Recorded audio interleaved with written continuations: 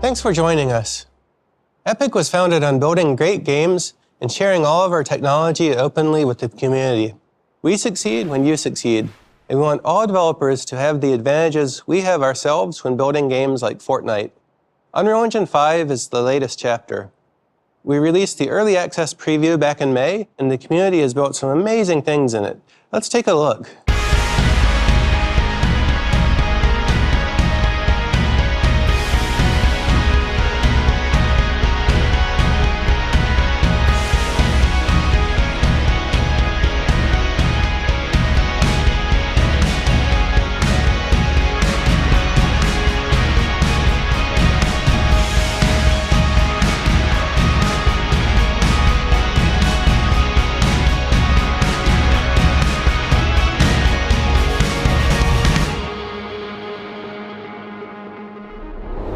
Today, we're launching Unreal Engine 5.0 to all developers. It's been battle tested in Fortnite Chapter 3, launched last December. So download it today and get started. What's most exciting now is that real-time 3D is bringing industries together with Unreal Engine 5 as their common medium. Among game developers, 48% of announced next-generation console titles are powered by Unreal. Automotive designers, fashion designers, and architects are doing everything from design visualization to brand activations and entertainment crossovers. Film and television producers are using Unreal for virtual production on set and for final pixels on the movie screen. Then they're bringing their content to games and live events on a mass scale. We're seeing the emergence of a new medium connecting people around the world, live and shared experiences. Whoever you build today is a stepping stone to bigger things in the future, so come join us on the journey and we'll build this future together. Next up, I'd like to introduce Kim LeBerry, CTO of Epic Games. Hello, everybody. I can't believe it's been 8 years since we shipped Unreal Engine 4, and 7 years since we made it free for everybody to use. Since then, we've seen huge growth in engine usage, spanning games as well as many other industries. This incredible journey has afforded us the opportunity to work with some of the best creators from all over the planet. It's their work which has driven us to keep pushing the envelope to the point where we are today, which is the release of Unreal Engine 5. One of the founding principles of the company is that we bring the lessons we learn from our own game development back into Unreal. The scale and success of Fortnite took that model to a whole new level. Putting all that work back into the engine has made Unreal Engine way better across all platforms. I joined Epic because I've always believed that real-time technology has the power to revolutionize the creative process across all industries. Being able to make instantaneous decisions within a near photoreal interactive environment is utterly transformative. It empowers you to make big changes to a scene and see them immediately in context. This is a better, quicker, and much more efficient way of creating content. It's been fantastic to see our customers using the engine in so many different ways, from indie creative projects all the way up to AAA games and even movies. But for us to really be sure that Unreal Engine 5 has achieved the goals we set for it, to really change the way interactive and linear media is made, we needed to push the engine to a new extreme. And that's how the Matrix Awakens demo came about. How do we know what is real? I was fortunate enough to have worked on the first 3 Matrix movies at a time when visual effects was revolutionizing the movie business. Having the opportunity to work on another Matrix project and push technology yet again was really special. It was a privilege for us to bring the Matrix universe to a whole new generation of viewers and players. We wanted to show that high-end visuals at a massive scale were possible in a living, breathing, and believable open world. And we wanted to show that a player could be immersed in an exciting cinematic scene that would normally only be possible in a blockbuster film. My pleasure. What's been fantastic is seeing how a fully interactive set can change the process of filmmaking. In what can be described as life imitating art, we actually filmed the cinematic sections of the demo inside the Matrix City we had built, where our artists would drive cars, set up stunts, and place pyrotechnics all inside a fully simulated world. And because this is a simulation that can be recorded by Unreal, we can then place optimal cameras in the scene after the fact to give maximum cinematic impact. Unreal Engine 5 isn't just about making existing ways of doing things faster, it's about finding whole new approaches to transform the way content is made and experienced. Nanite micropolygon geometry allows for billions of triangles on the screen at any moment, and Lumen's real-time global illumination enables highly realistic lighting. They combine together to generate real-time content at a level that would have seemed like magic only a few years ago. For the building of the Matrix Megacity, we didn't have a huge environment team, so we had to build it in a really smart and efficient way. We wanted to create a large-scale city with fidelity and complexity beyond what is typical in an open-world game. And for this, we deployed procedural content creation techniques, including partnering with our friends at Side Effects to use Houdini and Houdini Engine. Developer efficiency is a recurring theme that goes beyond Unreal Engine and into our other products. MetaHuman Creator and Quixel Megascans show how we're enabling creators to make very high-quality content more quickly than ever before. Pulling together the city for the Matrix Awakens and bringing it to life would have been impossible without these tools. Unreal Engine is revolutionizing how creators tell stories and how people experience them, enabling developers to leverage one set of assets for whatever type of content they can dream up, from games to linear animation, and even to live-action shows and movies. One of the most important aspects of creating the Matrix Awakens demo was our commitment to release the city as a sample content. We want to show in a step-by-step manner how we created this world together, and to provide a starting point for others to make their own worlds, tell stories, even build new games on top of this incredible digital city. Unreal Engine 5 is the foundation of next-gen content creation. So what are you waiting for? Go make something amazing.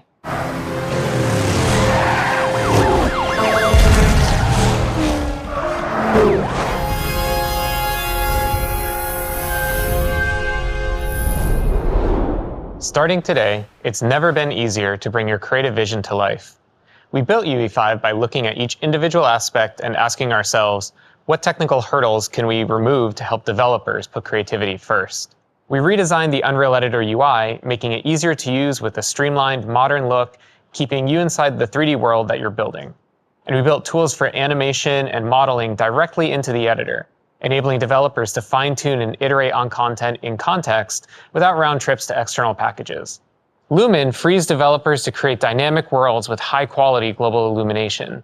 Nanite relieves developers from worrying about draw call, polygon, and memory budgets from a geometry perspective. And our new open world tools allow developers to collaborate in a single massive level. And to get you building even faster, alongside UE5, we're shipping Lyra, a new starter game. It's a complete end-to-end networked multiplayer game project that is an excellent foundation to build a game upon without having to start from a blank slate. It's built from modular components, utilizes Epic Online services for matchmaking, and is designed to run on PC, console, and mobile.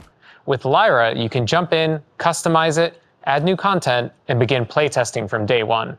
To see how easy it is to build on top of Lyra, let's jump in the editor with Zach Parrish. Okay, so here we are inside of the Unreal Editor, and this is the Lyra project. And this is the Expanse level, one of 3 different levels that ship with the Lyra project. And I'm just gonna jump right in and play the game. So I'll click the play button and boom, we're playing Lyra inside the editor. And I know there's a bot waiting for me up here, and he's gonna try to get the shotgun, and I can't let that happen because it won't go well for me. Come on, I can do this.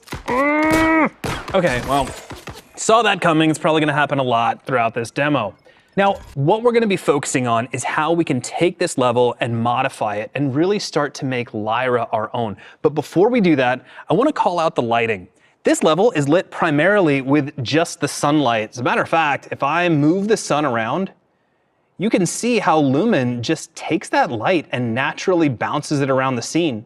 And the light is influenced by the surfaces it hits. So if I was to take the floor, for example, and just drag and drop a new material on it, like red, for example, you can now see there's red light bouncing around the scene.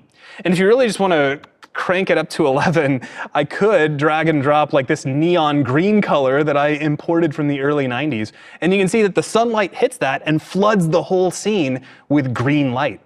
Now, I would never leave it that way because that looks awful.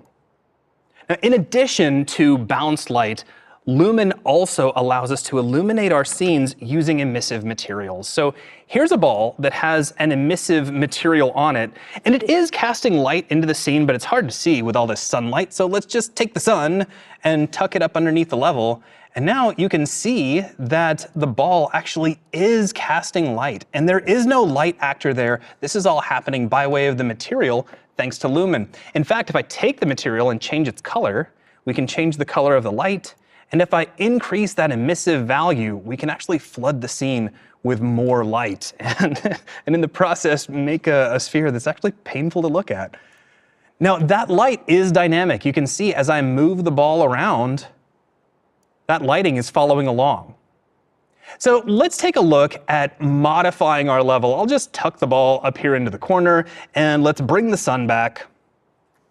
Now, Lyra was designed from the ground up for you to build your own games on. And to help with that, we've created a series of tools to help you out. So this looks like a regular static mesh of a window that I just duplicated off the back wall. But actually, this is a procedural mesh. So if I get it into the middle of the room and then right-click on it and go to Scripted Actor Actions, I can swap this out to its generated mesh. And now we can see a selection of handles that I can move around, and you see how that updates the object. So I can move the window around inside the shape. And if I go over to the details panel, I can increase the wall's width. We could increase its height. We could actually adjust, and you know what? Let's take the opening and we'll change it to make this into like a bunker that I can kind of hide behind to give me some protection from these bots. So we'll make that narrow, we'll slide it down a little bit. Maybe I'll increase the width by just a little. And when I'm done, I just need to convert this into a regular static mesh. I'll do that by clicking Generate New Static Mesh, and then right-click and choose Swap to Static Mesh, and boom, this is a mesh just like any other that you'd use to build a level. Now, of course, we're not limited to just duplicating existing meshes. If I wanted to, I can bring in fresh ones from the Tools menu that's included in the Lyra install, and you'll find that this is full of a series of these procedural tools that are all built using Blueprint on top of the already existing modeling tools in the Unreal Editor. So I can bring in this panel and just move this handle around to quickly drag out a ceiling for our little bunker. And if I'm happy with that, just right-click and swap that over to a static mesh. Now, I do need a way to get up here, which I'll admit, the whole thing was just an excuse for me to show you this really cool procedural stairway. So if I drag this in, check it out. I'm gonna rotate it around and aim it where it needs to go. And then we're gonna move it way far back, and obviously these stairs leave a little bit to be desired in terms of where they're going, but if I grab the handle in the upper corner, watch this. We can increase their length, and we can increase their height, and the system just automatically generates stairs for me. So boop, we'll just connect those right up, maybe make a couple of quick edits. There we go, that looks pretty good. And we can also make them wider, so we'll just slide that out like so. I don't know why it needed a sound effect, but for some reason I feel like it did. Now we can also change the number of stairs as well. So I can take the step height, and you can see I can adjust that. We can make these into floating stairs. Let's make sure that they are creating some collision. And I have to mention this because it makes me so fundamentally happy. But if you get right down on the stairs, we can actually turn on bevel, and we can add just a little bit of bevel to the edge of the stairs, which really helps when the light hits them just so. If we're done, if we're happy, we can just right-click and go back to Scripted Actor Actions, swap that out to a static mesh, and there we go. We've built a new part of the level. Of course, it does have this really cool prototyping grid material, but let's make it fit the scene just a little bit better. We'll add some color to it. We'll bring in some red for the top area, and we'll make the stairs blue, because that's what I have handy. And there we go. Now, it'd be great if I also had some armaments, and we have access to the entire gameplay library that makes Lyra. So here is a weapon spawner. And by the way, this is defined entirely in Blueprint. So if I wanted to open this up and change its behavior, I could. I wouldn't even have to write a line of code, but all I'm gonna do is change some settings. So let's take the weapon definition, and we'll set that over to rifle, and I'll take the color and set it over to pink so that everybody knows that this is my rifle, and I'm the only one who gets to use it. And if I wanted to, we could just test this out. So let's hit play, and I'll quickly run up the steps. And I know that bot is coming, I can feel it. Come on. Okay, oh, they went upstairs. All right, well, let's take our bunker. We'll grab our rifle. Now I got cover, here we go. Yeah, that's right, come on, come on. I don't know why I'm adding sound effects, I can't help it. But see, there you go, just like that, I was able to change the overall flow of the level from something very open and frenetic to some place where I have cover, where I can pick up a weapon and really try to control the situation. And I did that using procedural tools that are already included with Lyra. Now, of course, we're not limited to that. We have the entire Epic Games ecosystem. We have the Marketplace, we have Sketchfab, we have Quixel Bridge, there's even ArtStation, and you can bring in content from those and really make Lyra look like anything you want it to be. So here's a statue that we actually had from a previous project, so I could just drag this in. And of course, this looks great. It has a lot of fantastic detail, but it doesn't quite fit the overall flow of Lyra. So let's just fix that. I'll just drag a new material on it. Surely no art director would have a problem with that. But the point is that you can just add whatever content your heart desires and really start turning your Lyra levels into anything you want them to be. So now you've seen how you can build your own games and experiences inside of Lyra. And this was using just one of 3 modes available inside the project. We have Illumination, which is like a standard deathmatch. We have Control, which is like a capture and hold mode. And there's even Exploder, which is like a top-down party game. And all of this is available to you today. That's great, Zach. Thanks. Even though this is the first release of UE5, we've made sure the engine is ready to ship projects from day one. We're proud of the demos we built to drive development of Unreal Engine 5, Lumen in the Land of Nanite, Valley of the Ancient for our early access release, and the Matrix Awakens, available to players around the world on Xbox Series X and Series S and PlayStation 5. But to really put the engine through its paces, last December, we shipped Chapter 3 of Fortnite on Unreal Engine 5 across all platforms: PC, PS4 and PS5, Xbox One, Series X and Series S, Nintendo Switch, and Android.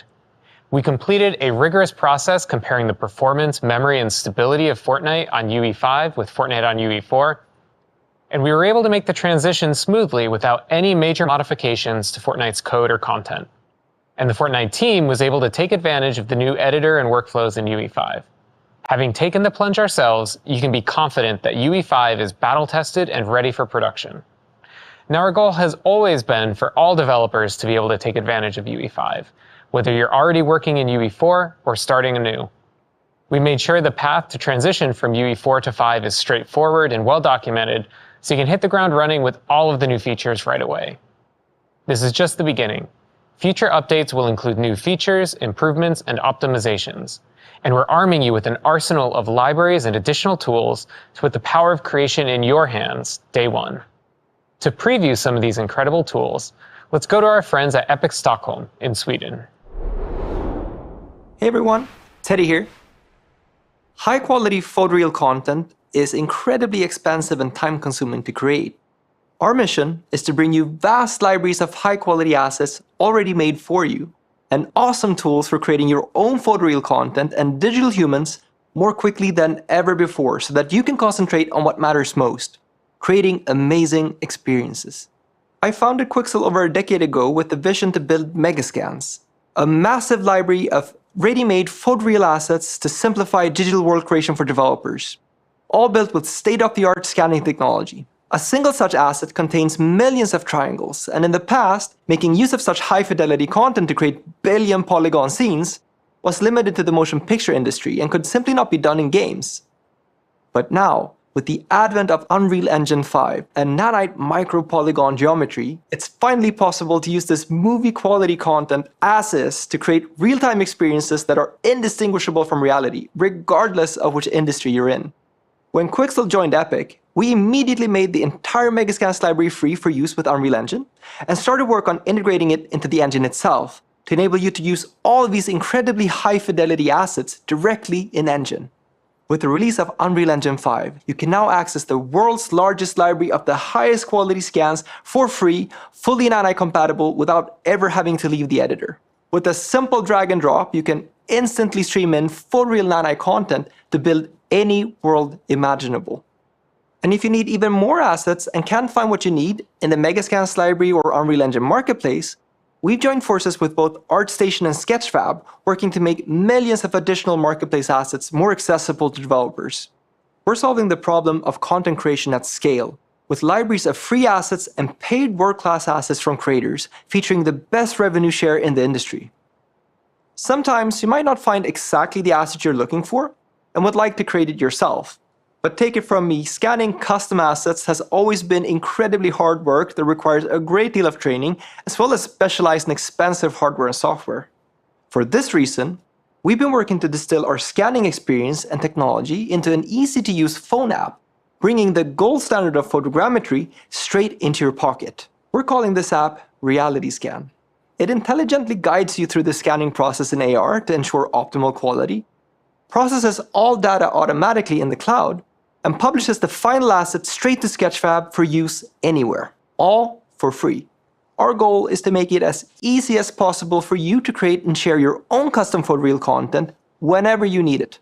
For the exact same reason, we also released MetaHuman Creator, a free cloud-based app that empowers professionals as well as beginners to create photorealistic digital humans, complete with hair and clothing, in minutes. This used to be incredibly challenging and time-consuming, but now you can create your own digital humans at the quality of the best-looking games out there.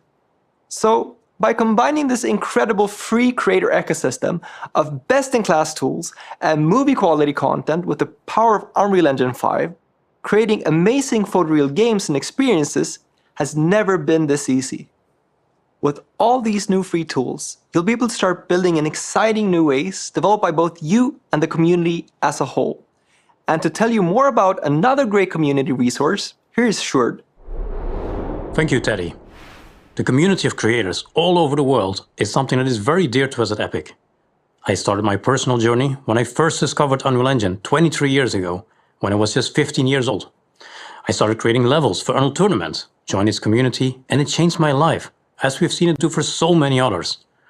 We are excited to provide the engine and our whole ecosystem of tools to everyone, but we're equally thrilled to ensure that we equip creators with the knowledge and support you need to succeed, making it as easy as possible to find and share knowledge across the community. With the next generation of Unreal Engine launching, we have been working on a new community site, dev.epicgames.com/community. The site brings together a number of different community channels and tools to make it easy to find all of our resources in one place: learning content, forums, questions and answers, and code snippets. The Learning section is a centralized, fully open and accessible library of all kinds of courses, tutorials, live streams, and tech talks for you to browse through and read or watch. And what I really like is that anyone can write tutorials and contribute to this library of content through an easy-to-use tutorial editor that lets you freely build up your page using text, image, video, and code widgets. If, for example, you discover how to do amazing procedural animation using Control Rig to add secondary motion to your characters, you can share those learnings with other devs. The Unreal Engine forums have been fully integrated in order to give you a space to showcase your cool projects, discuss things with other devs, or to find solutions from others. There is also the snippet repository to share and store snippets of code such as C++ and Python, or text-based assets such as blueprint, materials, meta sounds, and so on. For example, in the Lyra starter game, one of our devs made a blueprint setup that measures the running speed of the player and then uses that to drive reactive music via meta sounds. If you have an interesting setup like that, you could simply copy and paste that from the Unreal editor to the snippets on the site, and by doing so, store things you would like to remember, or more importantly, share with others so that they can use your work as a foundation. And lastly, activity is captured and represented through your profile that you can personalize to represent who you are and what you create. If you're looking to up your skills, or if you have questions and you need help with something, or perhaps simply to show your awesome work or discoveries, come and join us in the Unreal Engine community at dev.epicgames.com/community. I'm always so inspired by all the amazing work that is being created by everyone around the world. We count ourselves fortunate to be able to give back to our amazing community in the form of mega grants and fellowship programs.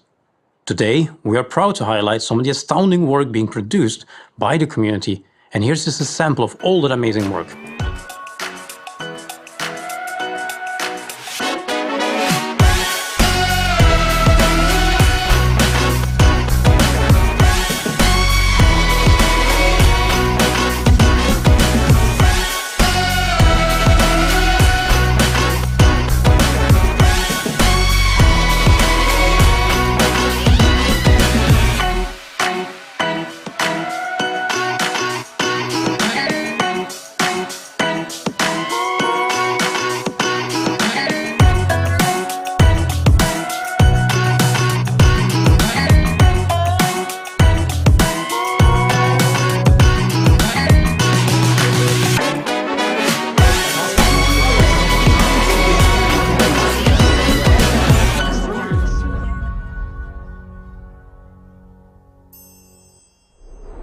It is awesome to see so many inspiring projects from game developers, filmmakers, and creators of animated entertainment lifting up their voices and vision through the power of Unreal Engine. We are thrilled to confirm that all of the amazing studios you see here are a part of the Unreal Engine 5 community, which continues to grow every day. This represents an insanely talented population of creative and technical talent spanning thousands of people across the planet who are working on just about any and every type of project you can think of. And many of these teams are hiring. This year officially marks 20 years of Unreal Engine on Xbox, along with unprecedented adoption of Unreal Engine across Microsoft's internal teams who are building games that the industry will be talking about for the next 5, 10, 15 years. And that leads us to a world-class studio that is very dear to Epic. The Coalition, the team behind the Gears franchise. They have been instrumental in helping the rubber meet the road where it really counts. It is my pleasure to turn it over to Kate Rayner and Colin Penty. We've been working with Unreal Engine 5 for over a year now, and we've already seen a lot of the benefits. Our relationship with Epic has really impacted positively the Gears of War franchise, whether it's collaboration or calls about various systems or contributing code. We've been creating numerous prototypes and demos, and we're happy to show you some of the results today. What you're seeing now is our Alpha Point demo. It was an early access demo that we showed at GDC in 2021. There are a few different components, an abbreviated character cinematic, and an early large world technical test. The open world tech test was built to test a few things. It was built to test the landscape system, how does it react with nanite, how does world partition streaming function, and how do these all come together and perform on Xbox. So MetaHumans came out about halfway through our character rendering visual tech test demo. And so we immediately sort of stopped what we were doing for a bit, took a look at MetaHumans and wanted to see how it could augment our existing character that we were building. And so we pulled things like materials from MetaHumans and eyeballs and teeth and bring it all together and just see what level of fidelity we could hit, throwing all the latest tech in Unreal Engine 5 at it. This cinematic demo brings the character quality of the new rendering systems, the environment technologies, the new Lumen rendering system, all together to create a real-time cinematic experience that goes beyond anything that we've done in the past. I'm personally very proud of them. They were all sort of labors of love for myself and the art team and engineering teams, and really opened our eyes towards what the next gen quality visual bar could be. And so it was a huge learning experience for us. And I think it actually set us up really well when Epic came and asked for help on the Matrix Awakens demo. The fact that we were able to ship this experience on Xbox Series S with all the same features, including ray tracing, that we had on the Xbox Series X at such a high quality level is really amazing. With the launch of Unreal Engine 5, what I'm most excited for is the developer efficiency that we have for our team. We really are able to deliver a AAA experience that we've always wanted to without the compromises.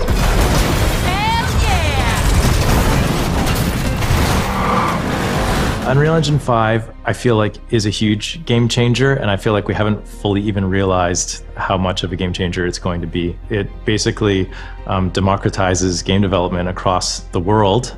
And yes, there's accelerations for AAA developers like ourselves, but it also is a great entry point for indie dev studios. And so I think it furthers along Unreal Engine 4's vision of everyone can build a project and build a game, and I think it's going to change the entire industry.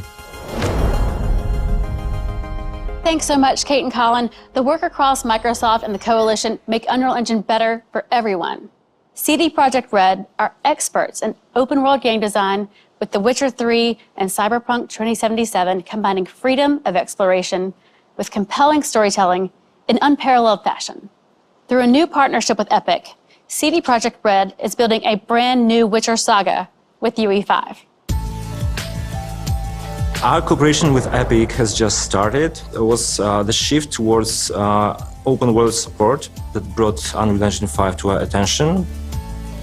So there was one demo that happened last year that was the medieval environment demo, where at one point there's a notice board that looks strangely familiar to things we've done in the past that has even a sign that says Monster Slayer Wanted. And I'm like, are they trying to tell us, come over to Unreal Engine, look how great your games could look on there? Was that whole demo made with that nefarious purpose? I don't know, but it definitely caught my eye. This opens a new chapter for us where we really want to see how our experience in building open world games gets combined with all the engineering power of Epic. One of the things that is really important to keep in mind when talking about open world games versus, let's say, more linear games is the possibilities of the things that can go wrong, or the scenarios that you have to consider are exponentially higher than linear games. Players can go in whatever direction that they want. They can handle content in any order that they want, theoretically. And to really encapsulate that means that you need a really stable environment where you can be able to make changes with a high level of confidence that it's not going to break in 1,600 other places down the line. Unreal Engine is like a toolbox which has a lot of features, a lot of solutions already there that allow teams to just try new stuff.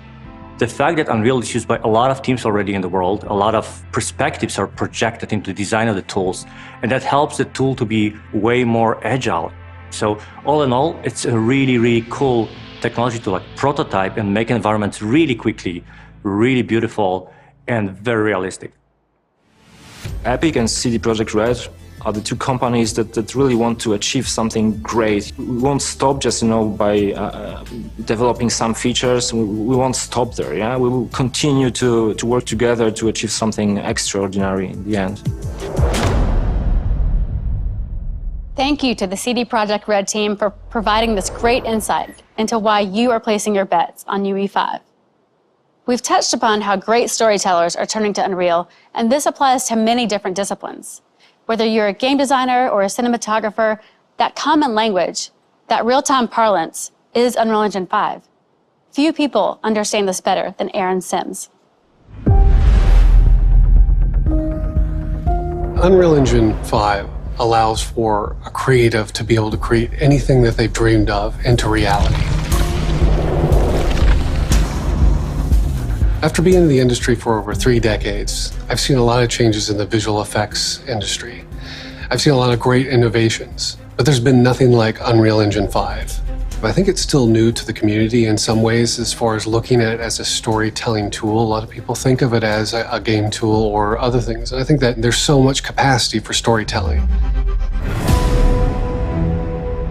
So what was exciting working on Valley of the Ancient, it was our first look at Unreal Engine 5. And all the different tools were amazing. But the control rig is one aspect that I think is really exciting.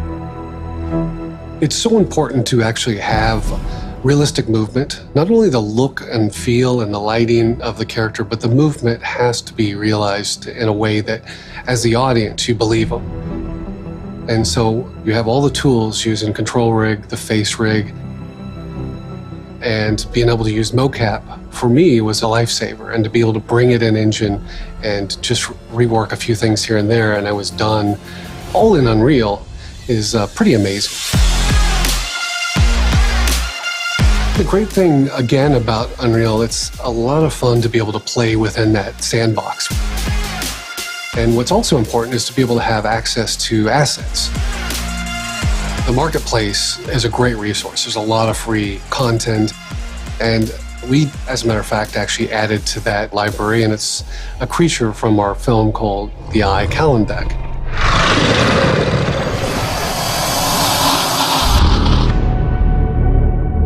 Metahumans created this ability to have an artist tell their story with a human character and believe them.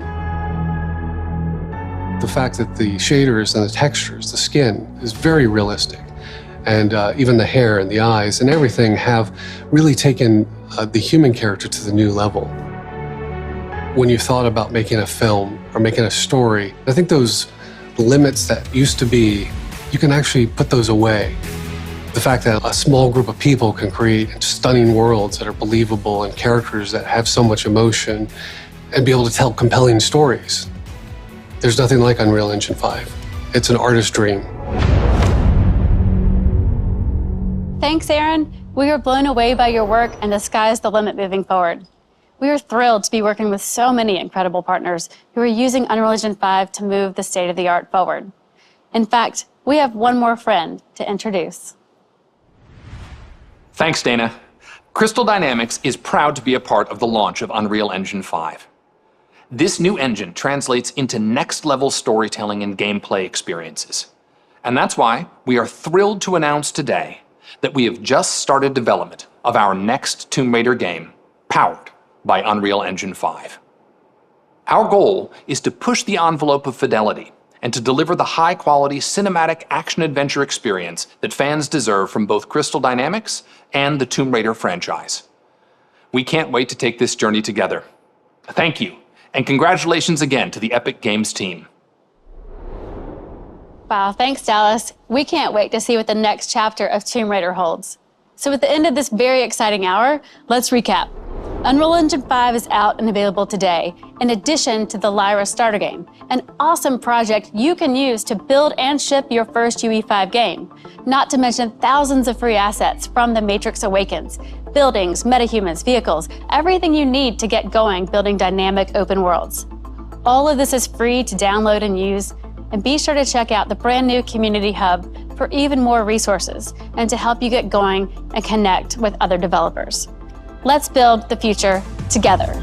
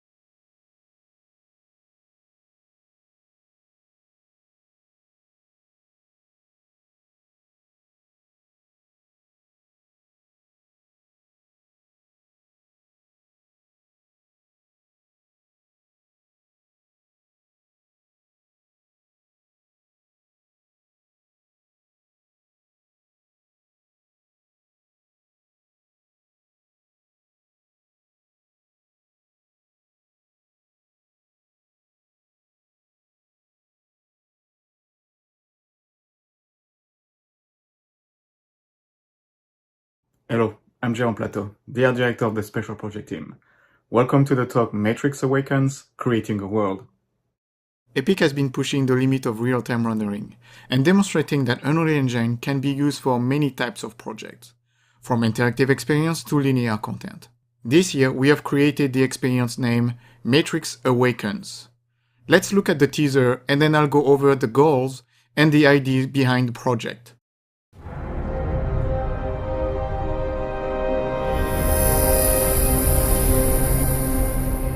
Hi, I'm Thomas Anderson. Like many of you, I work with computers.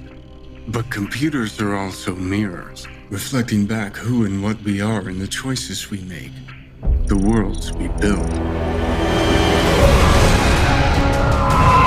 You still got it.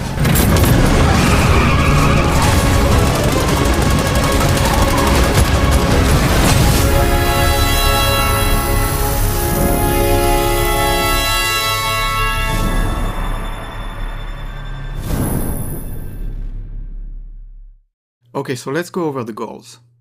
First of all, we want to make sure Unreal Engine is ready for open world experience. Being able to stream large environments and have all the tools ready to manage such a big amount of data.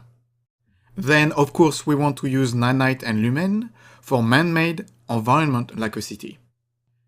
We also have to create a new mass AI system to populate the world with crowd and car traffic. Then we use the meta sound system to bring everything to life. Like every year, we want to keep pushing our meta-human technology, like the way we render it and also the way we capture it. Then we want to keep pushing our physics system Chaos to simulate the car physics, the crashes, and the destructions. Another important part is that we wanted to utilize the gameplay system to generate cinematic content. For example, the cinematic artists could use the playable cars and record themselves driving around the city and use those texts for cinematic shots. We also wanted to push our procedural tools and workflow so that a relatively small team can generate and populate a large-scale environment. Then, we wanted this incredible experience to run on consumer hardware and put it in people's hands. We had to make sure that everybody who owns the next-gen consoles can see what Unreal Engine is capable of, and prove that those innovative technologies are available right now for anybody who wants to use Unreal Engine 5 for their project. Over the years, we've been creating tech demos to showcase the latest engine features, but most importantly, is to make sure that those new tools have been tested on real production. Now that we have established the goals, let's see what are the ideas behind the demo. We got in touch with Lana Wachowski just before she started to film The Matrix Resurrection. We talked about the project with her, and she was ready to jump on it right after she finished filming the movie. The Matrix universe was a perfect match for us to talk about the future of graphics and simulated world. The key part was that we wanted to blur the lines between cinema and game. The experience starts with a mix of real-time cinematic and live-action photography. Then, little by little, we added more and more gameplay. Then we finished on the open world, where the player can go back and explore the entire city where the experience just happened. Now that the demo has been published and Unreal Engine 5 has been released, we want to give away the entire city to the Unreal Engine community. You can download the full project in the Epic Launcher in the Unreal Engine Marketplace. All the assets are available for free and you can reuse them for your own project. Let's go over a few numbers. The city is made of thousands of modular pieces. Those pieces have on average 50,000 to 500,000 polygons. All the assets are nanite, except when they are being deformed or need to have transparent shaders. On the texture side, we try to stick with 4K texture resolution. If we need more resolution, we break the UVs into several UDIMs and add more 4K textures. All the textures are converted to virtual textures. And of course, like most of our projects, we try to leverage the awesome Megascan library. I'm going to hand it over to Voj, who is going to dive deeper into the project. Hello, my name is Vach Levi. I'm a senior technical artist in the Special Projects group at Epic Games. Today, I'm going to take you on a tour of the asset and content pipeline we used to create the city in The Matrix Awakens. The first thing we did was discuss what we wanted the city to look like. an urban cityscape with tall skyscrapers and 2 main city sections.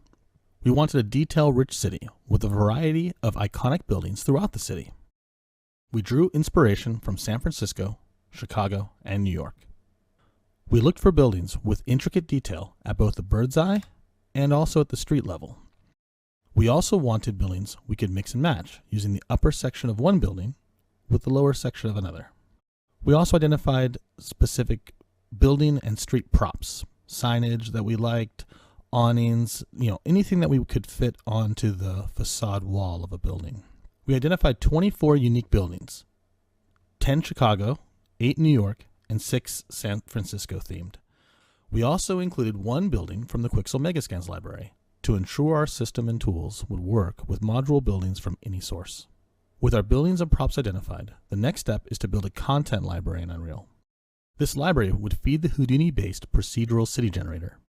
The results of the city generator would then be brought back into Unreal to create the final city result. We now break down our asset pipeline into its individual components. We have our content library, which feeds the Houdini city generator. We then return into Unreal, where we spawn the results of the city generator. The first assets we started building in the content library were our buildings. Utilizing Nanite, we wanted to capture as much geometry detail as possible. We included building imperfections, wear, damage, and bevels in the base geometry, no displacement required. All this detail meant it would be prohibitive to construct the buildings as a single static mesh. The triangle count would be incredibly high, and while Nanite could handle the triangle counts, a single static mesh would limit our ability to create building variations. We went back to the reference and took a closer look in keeping the ideal Nanite workflow in mind. Buildings have a lot of repetition in windows and walls and are a perfect case for instancing. We wanted to be able to reuse the buildings as much as possible to create detail and variation across the city. We devised a plan to slice the buildings into individual modular components. If we slice them just right, we would be able to instantiate the modules into an unlimited amount of unique building shapes. So we took the reference images and started defining the modules required to make the buildings. We organized the modules by level with a consistent cut line. All modules within a level would be exactly the same height. It's just a construction block game. Super easy, right? Well, buildings are complex and have a lot of unique features. And it's these features that make our reference buildings look interesting. To capture all the detail requires a lot of unique modules. While slicing up the buildings, we started to realize that even the simple buildings had hidden complexity. Real-world buildings are built to fit within a specific terrain or location. We found that features in the building often varied from one side of the building to the other. From a distance, the modules all appear to be the same size. But actually, many modules that look the same are many feet different in width. And none of the buildings had a base module size that matched a consistent grid.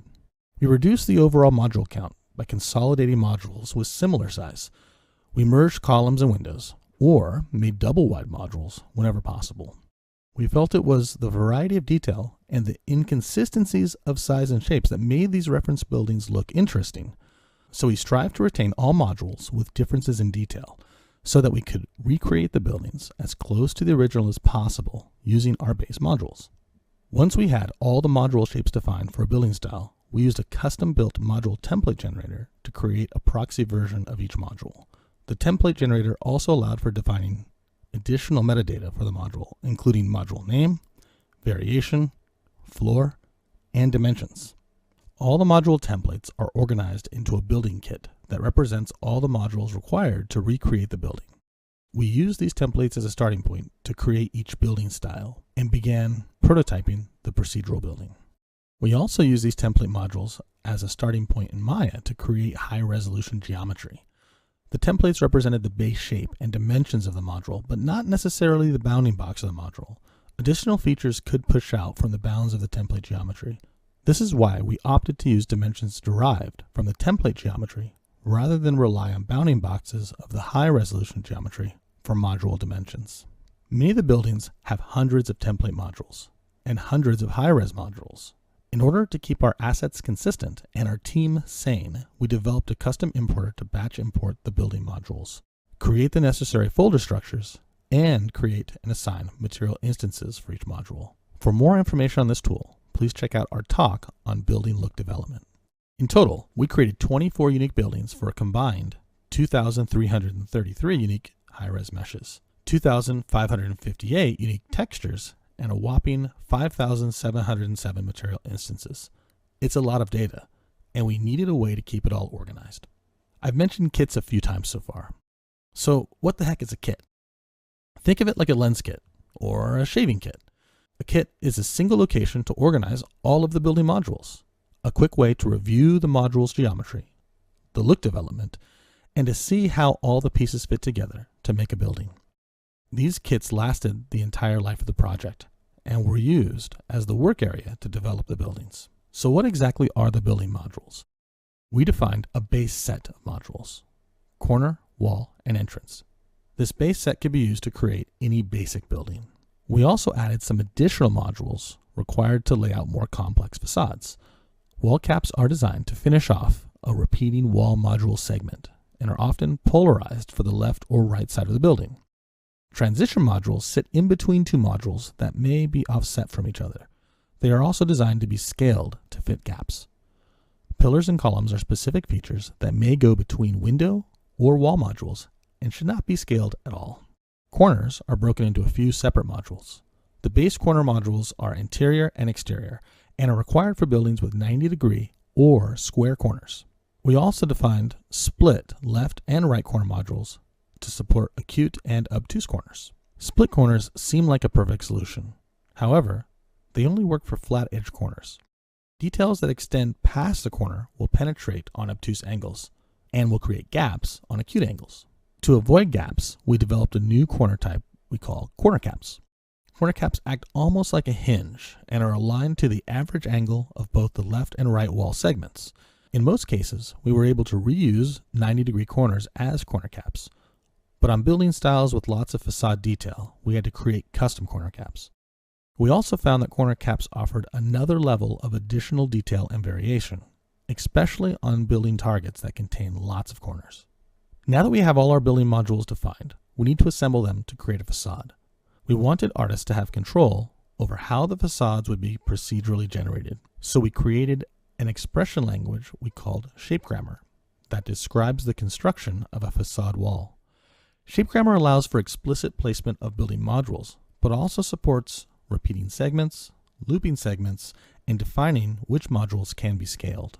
Shape grammar also supports describing vertical segments of a building. Ground level, in blue, is the base of a building and is explicitly placed. Red segments are also explicitly placed and cannot be repeated. Green levels can be repeated. The last level in purple is a topper and placed to finish the vertical segment at the top of the building.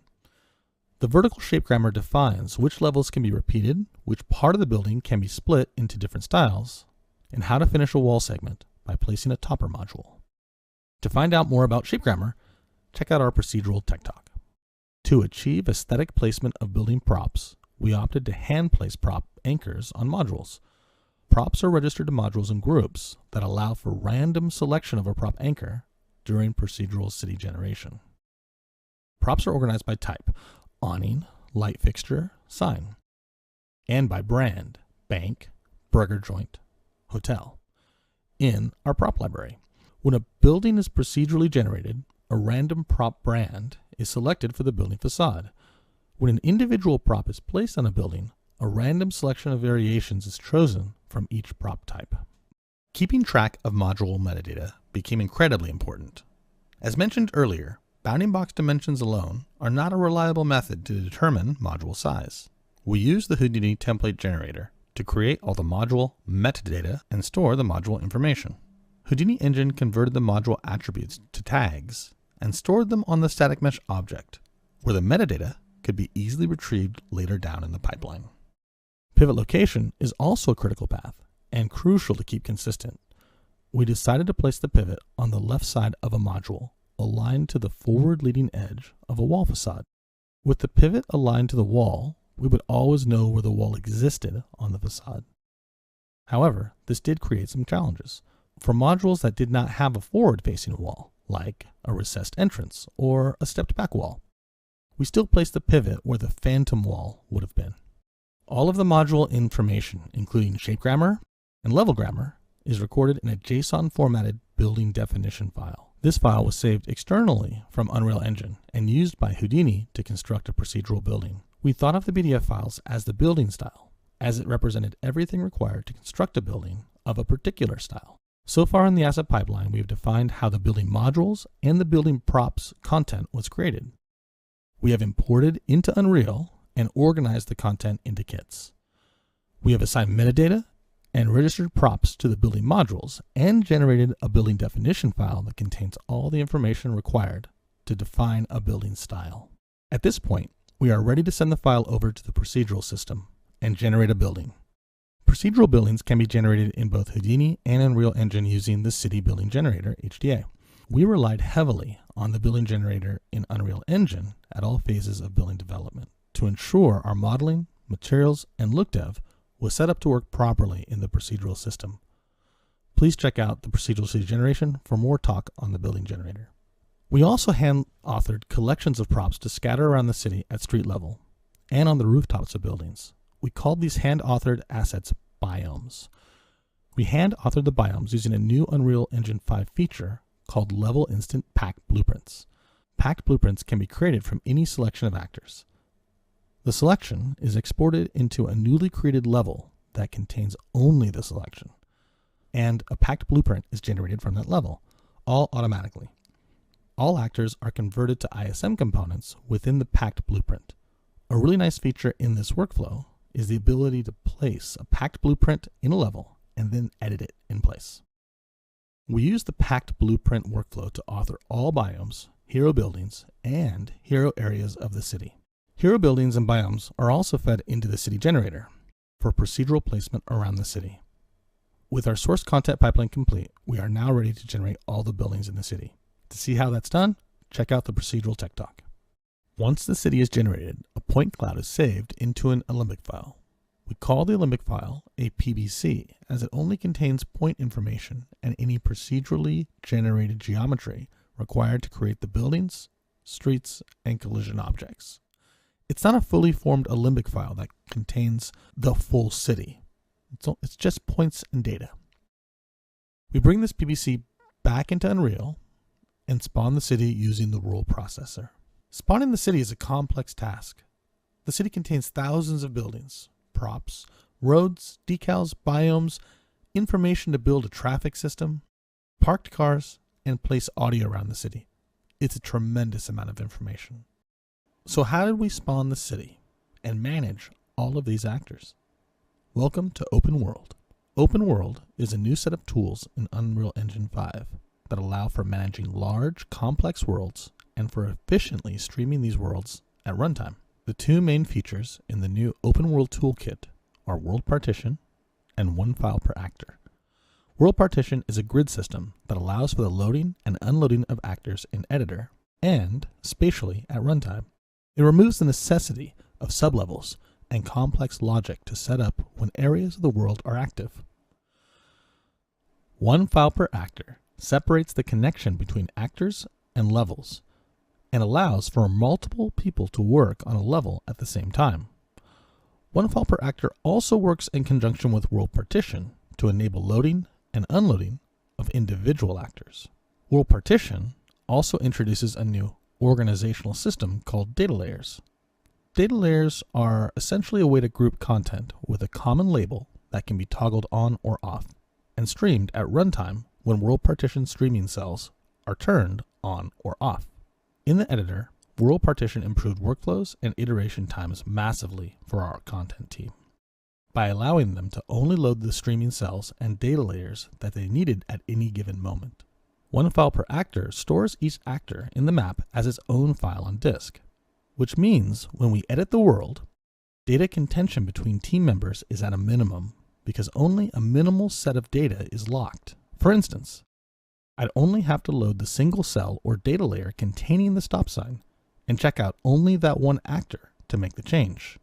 And I wouldn't have to lock other folks out of an entire sublevel. Level instances are also a new feature in World Partition.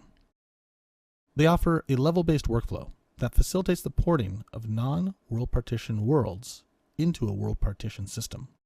They offer a fast workflow for creating pack blueprints. Pack blueprints are great because they allow artists to abstract work from the main world partition map and work in an isolated area, creating content that can then be brought into the world partition map and edited in context. The large city is roughly 4 kilometers square. This is not a constraint of open world. We chose the city size for creative reasons only. There are a total of 101,959 actors in the world partition map. This count does not include traffic, crowds, or any other runtime elements. This number represents individual actors saved as 1 file per actor. Total instances contained in all ISM components is 8,556,732. This is all the building modules, props, stickers, roads, traffic lights, decals, everything that is instantiated in the city. Data layers are split into runtime and editor components. Runtime data layers have the ability to be controlled by logic at runtime, and editor data layers are used for world management in editor only and have no runtime overhead. World partition for the large city is set up with a main grid and 2 HLOD grids. The main grid contains everything within 128 meters from the player. This includes all the original actors that are placed in editor. Data layers can be used to control the loading and unloading of actors at runtime. HLOD 0, represented in blue, is the grid range extending up to 768 meters. All cells within the range from 128 meters to 768 will load HLOD 0 with respect to data layers. HLOD 0 contains 4 actors that are generated per cell. All the actors in the main grid cell are merged into 4 separate actors and consolidated into ISM components. This reduces the overall actor count and improves streaming of the cells. Since HLOD 0 is generated from the main grid actors, whenever a change is made to the actors in the main grid, HLOD 0 will need to be regenerated. We used an automated process to regenerate HLOD 0 every night. HLOD 1, represented in red, is visible past the 768 meter range and is always loaded in memory. HLOD 1 takes all the static meshes in a cell and merges them into a single nanite mesh. Just like HLOD 0, any changes to the main grid will require regeneration of HLOD 1. All handcrafted and procedurally generated buildings are constructed using ISM components. This reduced overall actor count in the city and improved streaming performance. We did split all the buildings into upper and lower sections to improve collision. The lower, ground section of a building uses articulate collision objects per building module to allow for detailed collision. This allows players to walk into recessed entrances of buildings and also walk through covered hallways and corridors. These collision objects are nested within the static mesh for each module and instanced along with the module inside the ISM component. For the upper section of buildings, we disabled collision on the building modules. A separate primitive collision object that represented the entire collision section is placed as a separate actor. This allowed for only evaluating a single primitive collision object for the entire upper section of a building. To improve ray tracing performance, we set up ray tracing groups per building. This helped optimize the Lumen surface cache and allows all the pieces of a building to be called together. When setting up the groups, avoid including sparse objects. The goal of the group is to group objects that are close together. To further improve ray tracing performance, we made sure there was very little overlap of meshes.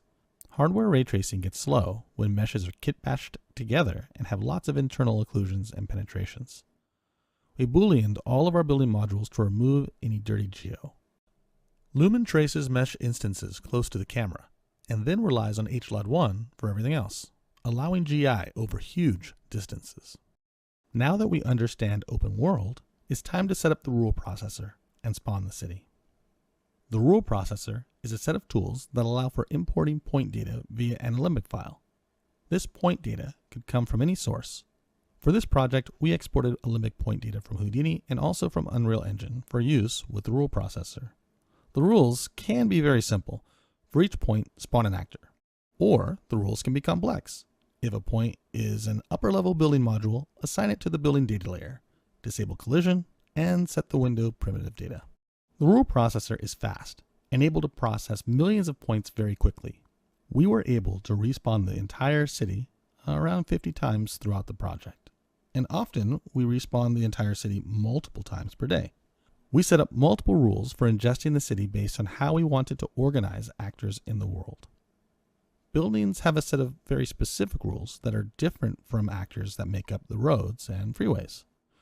Setting up separate rules for different assets that made up the city allowed us to only regenerate those specific assets when things changed, further speeding up the process.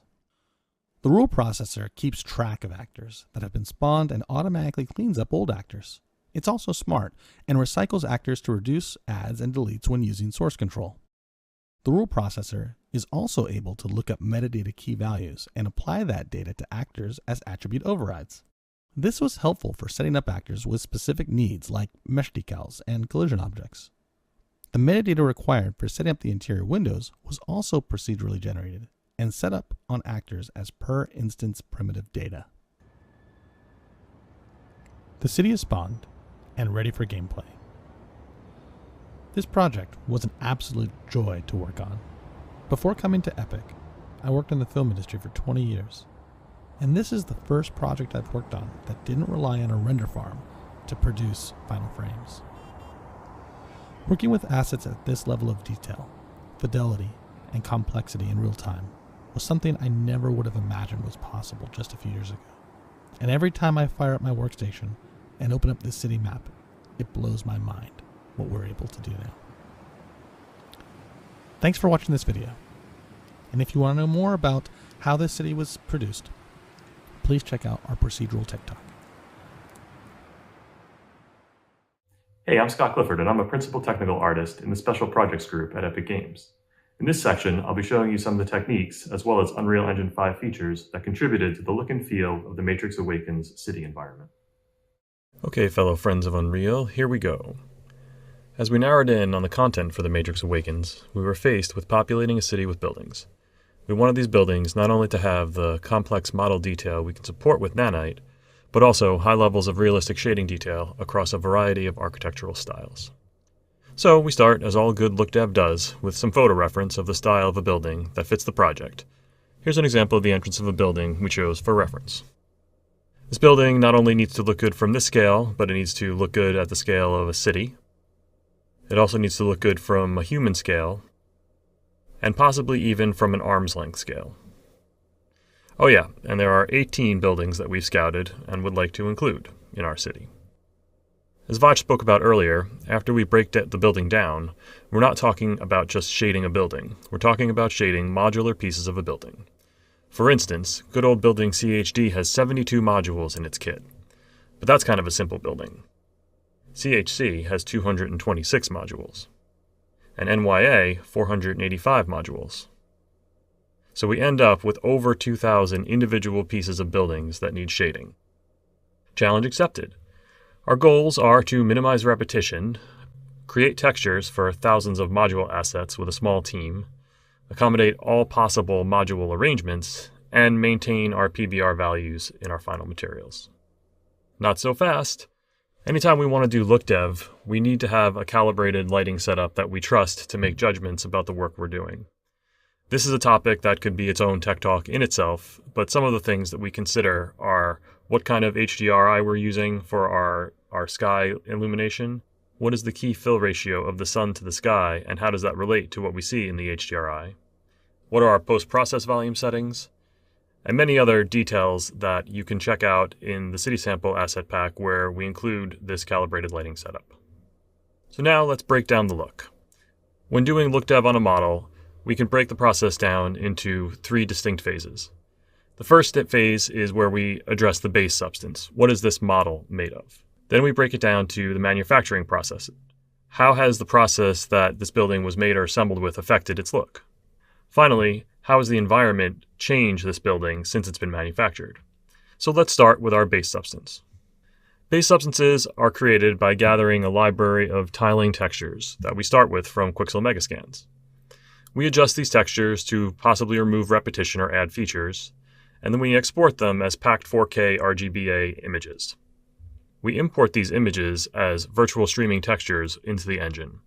When we use virtual streaming textures, we remove limits on the number of textures that we have in memory, so we're free to call as many textures as we want, and then we can manage that texture performance by tuning the streaming pool size per compression type. We then can create a UE material where we apply these textures as world-aligned or triplanar, and we use realistic scaling to maintain the detail at a believable scale. So here we are. We get our first glimpse of where we're going.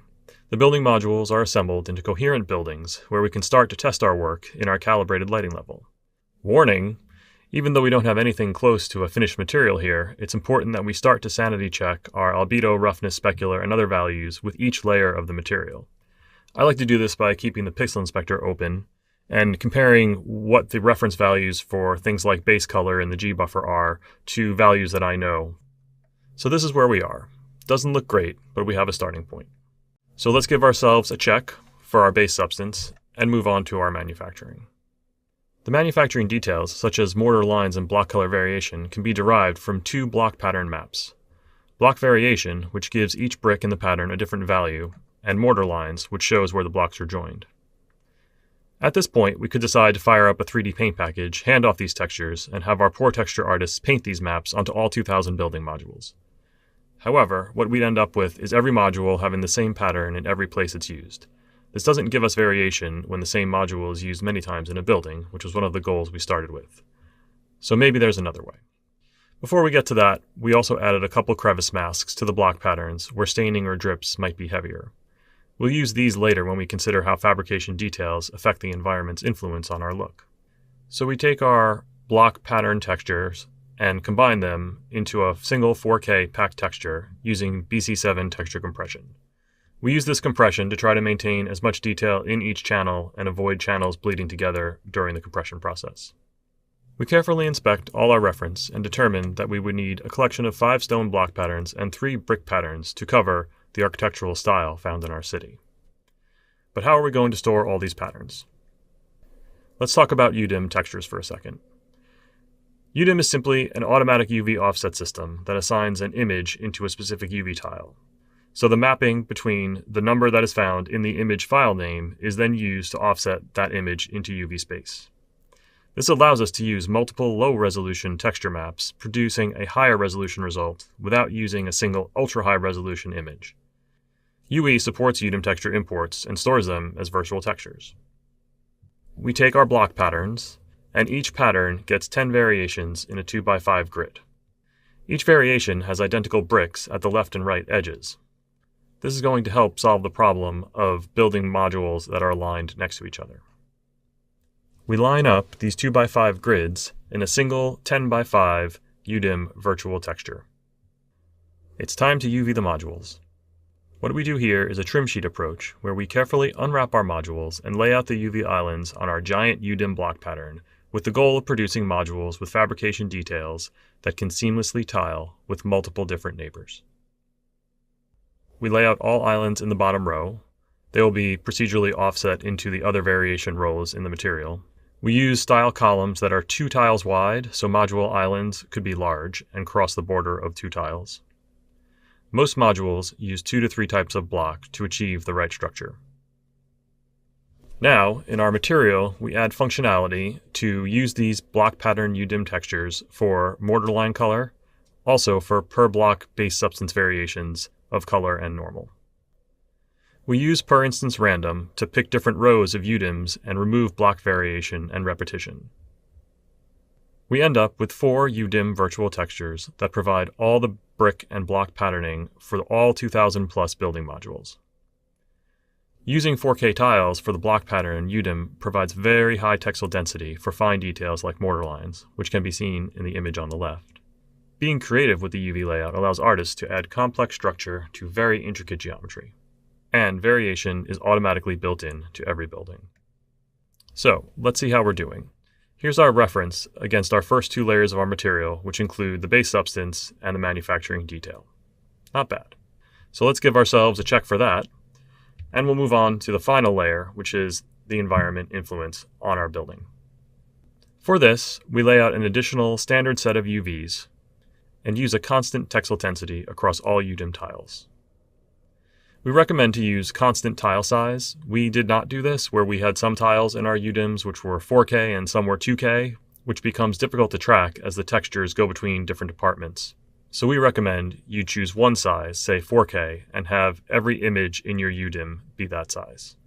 Also, thoughtful layout of UDIMs can be used to pass information into materials. For instance, on the right you can see that we've broken down our materials into stone on the bottom, painted materials in the middle, and glass on the top. So now that we have our UVs, we can go ahead and bake some textures.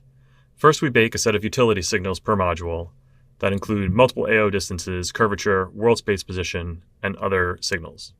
We process these utility signals in a DCC and output our environment masks, which we then pack into a single texture. We pay attention to how these signals behave near module borders because we don't want neighboring modules to have sharp lines between them. We also can use a low texel density because our details will be added in the material. So here you see our crevice occlusion, edge wear, drips, and broad occlusion. This makes up our packed environment mask.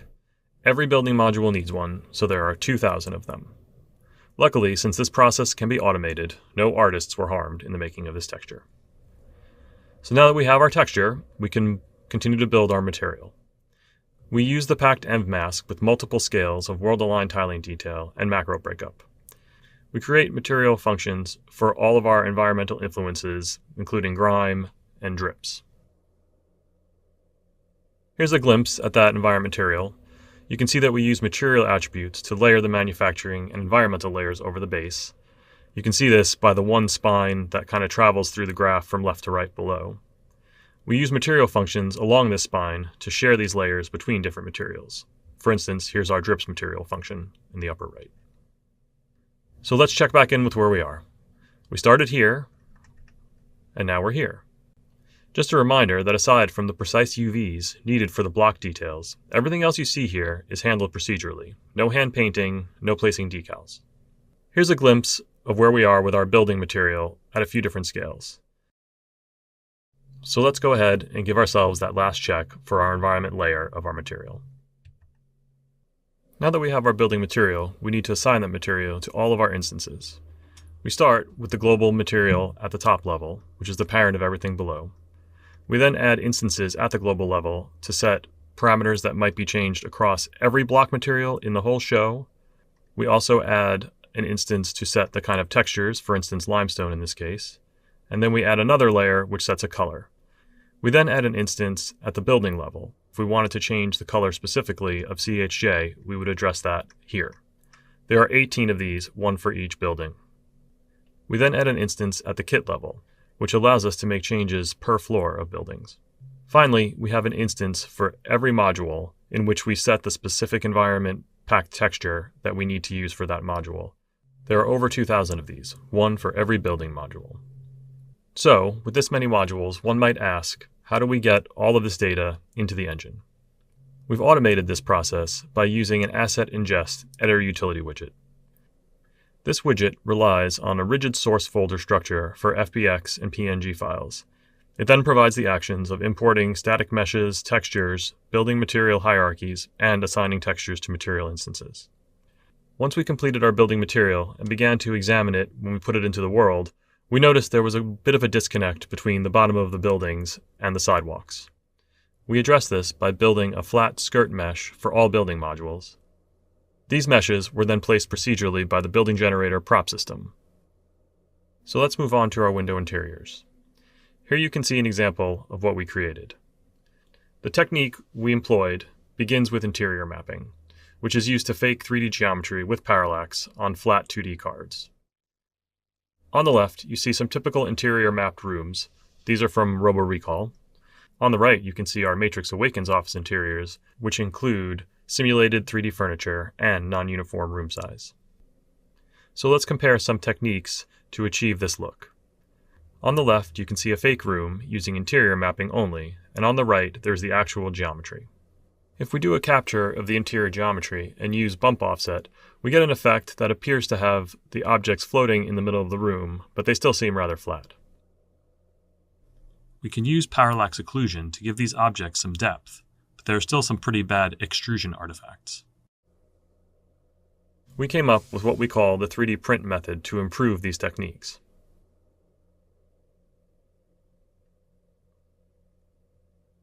Let's break that down. In the 3D print method, we start from the back and do a bump offset for each layer. We test for depth intersection and iterate forward through slices, and then we dither those slices together. The information we need to make this 3D print method work are front and back ortho scene captures, as well as a front and back depth. We combine the front and back depth into a single texture lookup. So here we see our fake room. Remember, that's not there. That's fake geometry mapped on a card against the real geometry on the right. So, how can we handle non-square rooms? We place a grid guide into the room encompassing the full dimensions of that room. We then capture the scene and remap the vertices into our 1x1x1 cube space. We can then decompress this captured 1x1 room in the material. The great thing about this is this technique works with any size room. Once we have our interior technology squared away, we can move on to a window material that encompasses it and adds more variation. We can control things like room type, light state, temperature, blinds, glass properties, etc. So how do we decide which windows go where? In order to have an understanding of what the building is and how it's laid out, we author this room data in Houdini or a UE plugin and pack it into a 32-bit unsigned integer. We have flags for all the information the material needs to figure out what type of room to render in a window. We store that room data as per instance custom data for each instance in a building ISM. Then, we consume this room data in the window material using HLSL to unpack and reconstruct each bit field. Once the look of our building started to shape up, we turned our attention to the roads. We started our road development using a single tiling asphalt texture. You can see here that has some obvious problems where we can see the repetition. Our texture cell bombing material function helps us break up tiling repetition by altering the UVs within the texture cells. Its source is the cell texture you see at right, which is a colored Voronoi noise pattern, as well as the edge detail between those cells. So again, here we see our initial attempt at tiling asphalt, and here it is with our cell-bombed asphalt, which basically removes all of the tiling repetition. Then we add some rubble to our asphalt, followed by cell-bombed grime, cell-bombed cracks, patches, tiling macro variation, deferred decals, and wetness. One of the issues we noticed when we added our wetness layers was that the wetness was showing up under the decals. The way that we fixed this was to set the decal response to none for the road material node.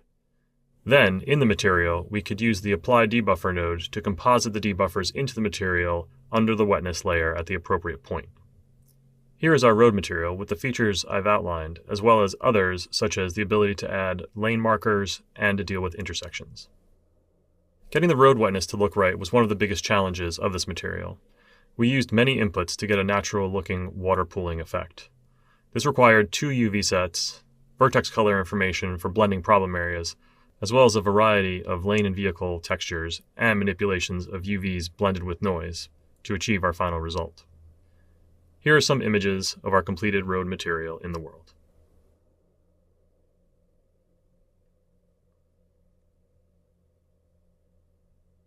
So let's turn to rooftops. Our wave function collapse rooftops are modular. To avoid the UV nightmare, we use world-aligned projected textures. But some buildings are not XY aligned, so we need a way to keep the roof grid and line details aligned with the edges of the modules. You can see here that as we rotate the building, the grid lines on top of the roof stay locked to the roof surface. We accomplish this using a Z-rotation aligned world space texture projection. This projection sticks to the rotated object's orientation, but freely tiles in X and Y. We do this by calculating the actor's Z orientation, and then rotating our absolute world space by the calculated amount. Here are the material nodes for that technique. So let's change gears and talk a little bit about our dynamic global illumination and reflection technology we call Lumen. Here you can see a scene with Lumen activated. We immediately notice the effects of all the light hitting the building facade and bouncing back toward camera. We see that indirect light produces soft shadows under the vehicles and is responsible for all of the light under the freeway. We also see detailed reflections on the vehicles. Here we see the same scene with Lumen turned off. Lumen on, Lumen off. We like to say that Lumen helps us light the shadows by providing real-time GI and reflections. This was very important in our world since we often have buildings blocking the sun, we had wet road reflections, and we have plenty of highway overpasses that shadow the sky where there is no direct illumination available underneath. Lumen has also been extended to support huge environments. It has a massive view range which is accomplished by tracing to mesh instances at small distances and tracing against HLOD at greater distances.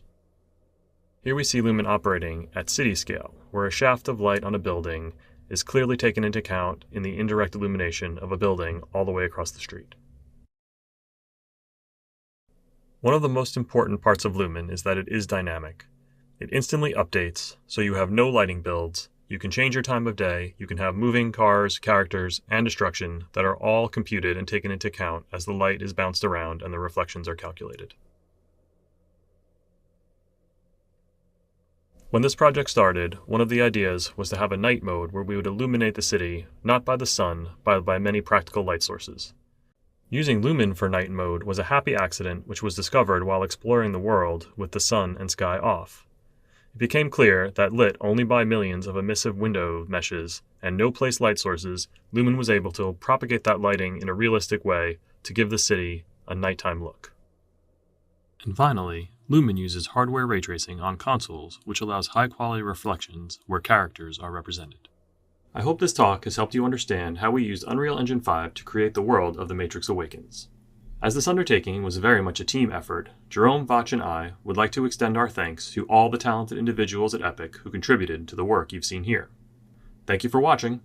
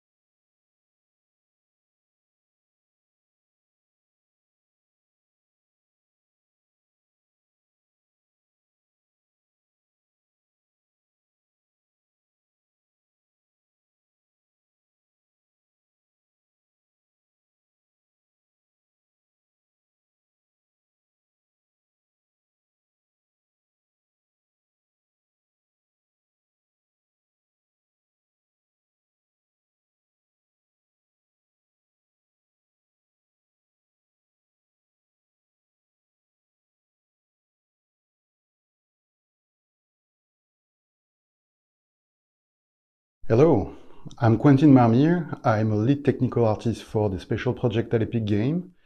And today we are going to present with Robert Osborne and Julien Marchand how to generate a world for the Matrix Awakens experience. The procedural city generation. So let's look together on how we have created a fully procedural city generator. Using very few simple inputs like basic splines, we have created a tool that could generate on the fly an American-like city. We will describe how we have used Houdini and Unreal to shape and art-direct it to our needs, and how we have used point clouds and the neural processor pipeline to generate it on a daily basis. This is a living autonomous city, 4 by 5 kilometers wide, with 260 kilometers of streets and 512 kilometers of furnished sidewalks, more than 7,000 unique buildings, 18,000 traffic vehicles, and 35,000 pedestrians aware of each other and respecting traffic rules. We will go over the step-by-step process that were required to make this work and what were the constraints we have faced. How it generates quickly a virtual world made out of 8 million nanite instances that provides incredible amount of detail from the smallest piece of trash on the ground to the nuts and bolts at the top of a building. And how we ended up regenerating that city 53 times to refine its procedural rules over and over and become what you can explore today in the Matrix Awakens experience. We've tried to use the full potential of Nanite, Lumen, Open World with Unreal Engine 5 to offer the most detailed virtual experience we could. But first, let's introduce one of the main tools we have used in the creation of our city, Houdini from Side Effects. Hello, my name is Mai Ao. I'm the lead technical artist on the Side Effects Labs team. First off, I would like to thank Epic Games for the pleasure of doing this presentation together. I would also like to thank and acknowledge my former colleague Paul Ambrosiuson and my colleague Damien Panud, who have contributed greatly to this collaboration on the Side Effects side. Side Effects is the developer of Houdini, a high-end, comprehensive 3D solutions platform with a procedural node-based architecture. With more than 25 years of history, Houdini is widely recognized in the VFX industry with more than one Academy, Scientific, and Technical awards. You can think of a Houdini pipeline like a factory. Nodes are like machines that perform specific tasks. The machines can be chained together to form sophisticated networks, like industrial assembly lines. The designs of these assembly lines are entirely up to you. Finally, the pipelines can be streamlined and organized into factories, aka HDAs. So all the controls you care about are exposed, and the rest is fully automated. What makes Houdini special is you can go from easy-to-understand, low-level tools to a complex, high-level factory that, when looked from the outside, does some sort of magic. The core purpose of a procedural pipeline is to serve the artists, to give them more creative controls and fewer headaches when they need to redo work. More importantly, a procedural pipeline is also scalable. You can often accomplish more with fewer people, as developers' time is valuable. The architecture of Houdini makes it possible to integrate the software's compute power deep into the pipeline. A pipeline is about a lot more than making 3D models. With Houdini, a lot of the user stories that can be encapsulated as tasks can be then translated into tools. These tools are developed with close collaboration between teams. Decisions are made together to address different departments' concerns, such as what should be on the UI and how should the data be transferred. When it comes to engine deployment, the tools are typically packaged as HDAs, which you can use in Editor through Houdini Engine plugin. With Houdini Engine's now free commercial licenses for Unreal, a larger team of artists and level designers can directly interact with Houdini tools maintained by a smaller team of tool developers. In a nutshell, once the tools are created and deployed to Unreal, the Houdini Engine plugin will power these tools inside the editor by talking to the Houdini library in the background, on your machine or on farm machines. As a real-time developer, when you need to start building your own procedural tools, Side Effects Labs is here to help. We're a small team, but we create a large collection of free and open source Houdini tools, especially focused on real-time pipelines, as well as the quality of life of developers. You can think of Side Effects Labs as a public extension of your own R&D team, because the tools we make are based on the feedback of the community, and we make them so that they can be shared with everyone in the community. With more than 200 tools and growing, it is not unlikely that when you need to accomplish something, we may have a standardized tool for that. Labs tools span everything from modeling, photogrammetry, UVs, texture generation, asset export, third-party integrations, and more. We also ship a set of Edge Labs Unreal plugin, which contains script and shaders that works with Houdini assets, or just generic all-purpose utility shaders. You can discover all this by downloading Cypherx Labs' latest daily builds. Thank you so much, Mao, for this overview of Houdini. And now let's have a look to the Matrix Awakens Procedural City and how we have done it. As a starting point, we knew the Matrix Awakens would have to be an open world, a city that would be fully detailed and very large at the same time. We established that a 4 to 5 kilometer wide city would provide the ideal playground for the experience that we had in mind. We knew this environment would be the base for a lot of departments to work on and that they would need to be provided with updated data as we are modifying it. This had to be automated. We also knew that it would have to be procedurally generated because of the relative small size of our environment team versus the sheer size and level of detail we were aiming for. All of this was also considering that we would use Nanite technology. Nanite has changed the game. Because it removed all polygon limit and the resolution at which we can have details, now that 1 meter square can have up to 1 million triangles without worrying about performances, a city of 16 kilometer squares would have 16 trillion triangles. This brings a new problem.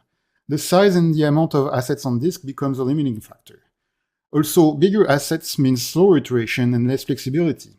We can't just brute force our way through. We have to find a smart way to slice the world. Early on, we were considering the use of OpenStreetMap. But unfortunately, the data it provides is arbitrary, unique in size and shape for any given place. That is too much work to translate and adapt, and that creates too many unique assets. Same would go for the natural follow-up of OpenStreetMap, creating a mega mesh of the city. But for the amount of detail we were after, that wasn't a viable solution. What we need to do is quantify the world, and make our own construction set to build it. We would then rely as much as possible on instancing. Our work becomes then how to slice and dice a realistic world and replicate it the most precisely possible with those bricks. This is especially complex because in the real world, you will always find a piece that is almost impossible to reproduce with your bricks. That is where having full control over the geometry of the city becomes so important. We wanted to keep a tight grip on how much of the arbitrariness we would allow. First, we would start with a specific tool designed to create the base of our city, the city layout tool, or how to procedurally generate an American city pattern. It would only require two main inputs to start, a basic shape and the path of the main arteries. With few attributes and options available to adjust the road network setup, it would give you an American city layout. The rest is figured out by the tool. With only few spline inputs, it tries to procedurally recreate an American city pattern.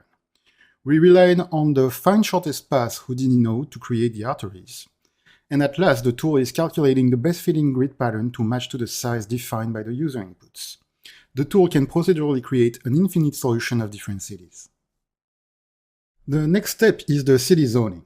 We have used this extra utility to define zones with specific attributes like a commercial or residential zone, but mainly to shape the cityscape.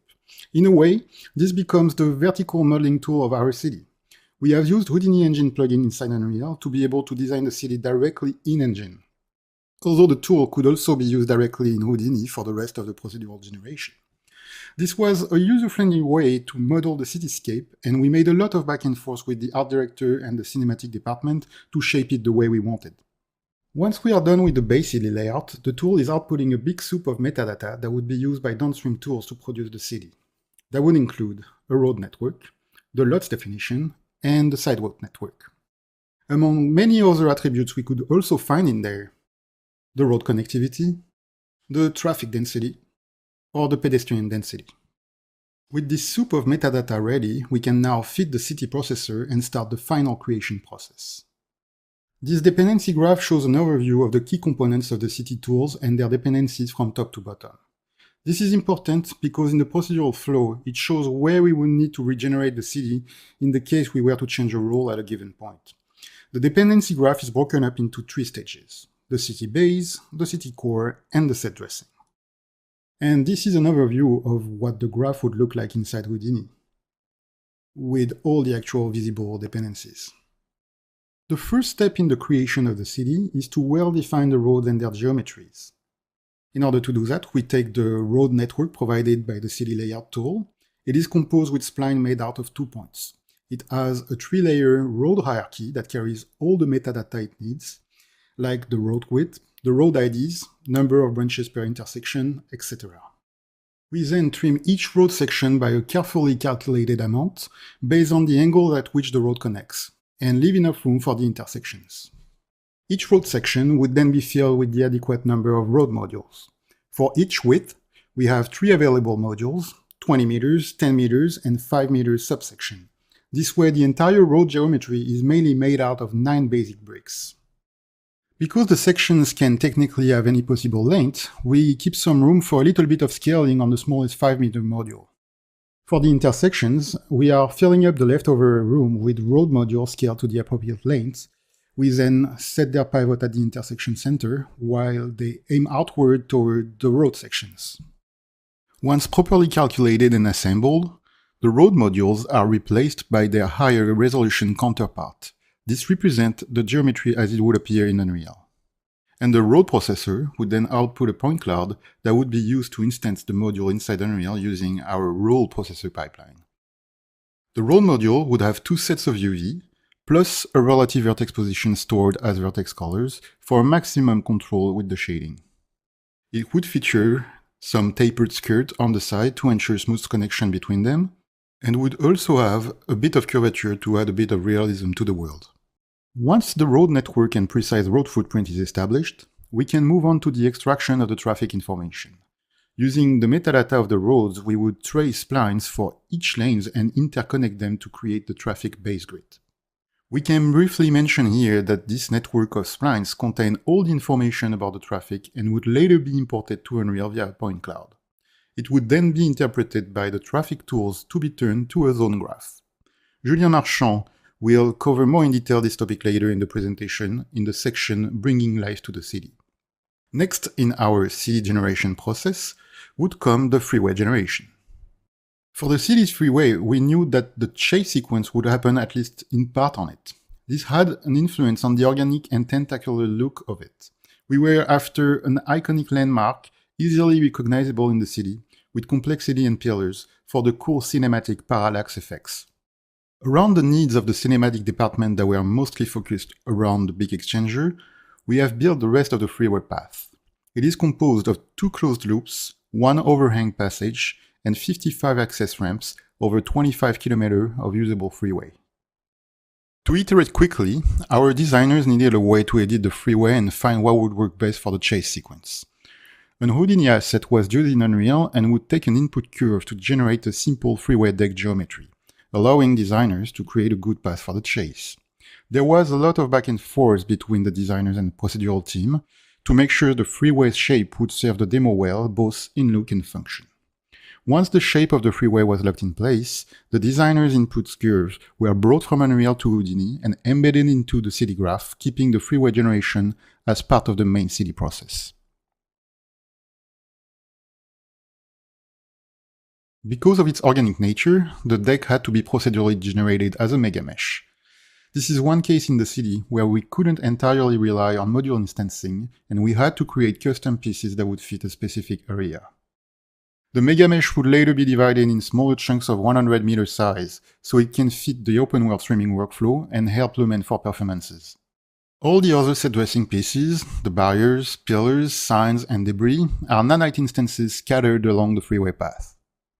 Finally, as for the road processing tool, the freeway tool would output several point clouds to be instanced over inside Unreal and would provide metadata to the rest of the graph. It would output several sets of meshes, including the freeway deck and its collision proxy. With the road and the freeway generated, we can now move on to the lots processing and the building volumes generation. For the lots, we start from the basic lots definition provided by the city layout tool. Remember that it also carried the height information defined by the cityscaping we had done earlier on. We first need to ensure that we won't rise buildings where the freeway is, so we remove it. After several layers of geometry cleaning and filtering, we are subdividing the lots. The subdivision is using an algorithm that ponders building height versus available surface. The more the surface, the larger the final footprint can be, but only if that is to support a tall building. Of course, we introduce a little bit of random in that process to not make it look totally linear. The lowest building height are automatically divided into New York-style lots with the typical staggered style subdivision.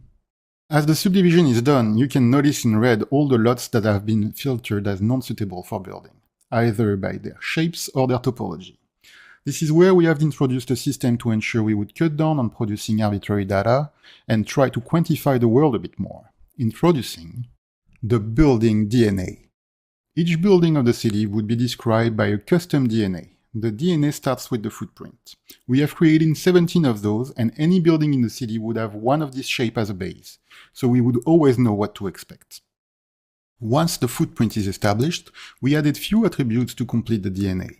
The size in X and Y, its position and orientation in space, a height of extrusion divided into 3 layers, and as an extra bit of variation, mostly for taller structures, we also added the possibility for any building to be either cubified or with staggered floor like the Empire State Building.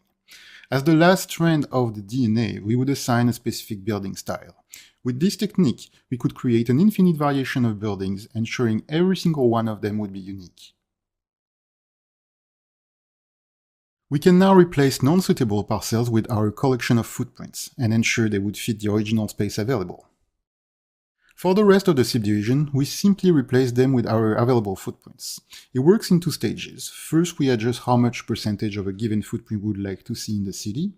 We then ensure it would be compliant with its given building style. This is important because each building style has a limit on how it can be built. A minimum wall length under which the building generator will not be able to fit the module that composes it. More on this will be described in the procedural building topic later on the presentation by Robert Osborne. The final part is the creation of the building volumes themselves. Populating the rest of the needed DNA strands with some global controls, we would add a little bit of extra noise to adjust the overall feeling of it. We could finally choose how much of a cubified or a staggered building we would want to see. So before Robert covers the procedural building more in details, we will go over the rest of the city graph, and in our next step we will look at the creation of the ground. The ground would be under high scrutiny since it's where the player would spend most of its time. We needed here more than ever a very high fidelity in the asset and thus the needs to use instancing elegantly. This represents our collection of sidewalk and floor modules. We didn't have availability for displacement directly in engine, but that wasn't a problem. Since Nanite remove all triangle limit, we end up pre-displacing the floor tiles. Using modified Megascan surfaces with their displacement maps, each tile could count up to 500,000 triangles. This gives you a level of crispiness and fidelity that we could have never achieved otherwise. So now, as the city layout tool has provided us with a network of spline for the sidewalk and the lots definition, we could take those meshes and have the sidewalk processor within the city graph ingested to scatter our module collection adaptively. Dividing each sidewalk section in a similar fashion to the road modules, it would fit the correct number of tiles, solve the corners, and the ground coverage area. And here we can see how the sidewalk processor works at different sidewalk connection angles. It would calculate how many tiles needed to make the sidewalks, randomly assign types, and solve the external and internal corners independently. Notice how for the inside corner, the 2 triangles pieces scale non-uniformly back and forth to adapt. For the ground itself, we would subtract the building coverage to save a bit of surface, and then cover it with a point cloud where the density would be adjusted to its ground tile size. If you recall the 500,000 triangles pre-displaced piece shown before, here you can see how many times we would use it over the city ground. 2.5 million times, that is. Yeah, that is 1.25 trillion triangles for the ground itself. We wanted things to look sharp and good. And that shows the same point of view inside the engine, with on the right the different instances that compose the ground. A little close-up shows you the final result more in details. This is a good representation of what the procedural teamwork was on the Matrix Awakens experience, a giant puzzle solving with instances. Now that we have our ground covered, we can move on to the set dressing of it. First, we would harvest and filter all the areas that are left untouched, basically where there are no sidewalks or no buildings. We have defined 3 main leftover zone types to describe the city: the plaza type, the freeway type, and the parking type.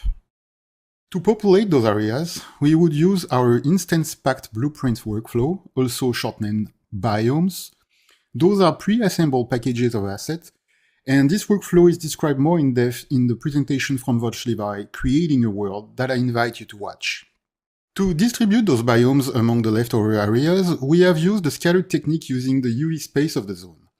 With the UV layout node of Houdini, this is a very convenient way to let it scatter objects while ensuring that they would not overlap with each other. For the use of the city graph, we had developed our own version of this tool and called it the packing scatterer. It would take each dependent zone, measure its longest edge, and take it as orientation reference. It would then try to best fit the biomes together with the possibility to choose between different patterns and angles. We have used this tool literally all over the graph to procedurally populate areas in an organized fashion. That also includes some of the rooftop for the buildings. This shows you a fun example of what the packing scatterer can do to cover any type of area with organized pattern without any fear of overlapping instances. The last images are showing the result of playing with different options and inputs on the tool. And now we come to the road decals in the ground covering process.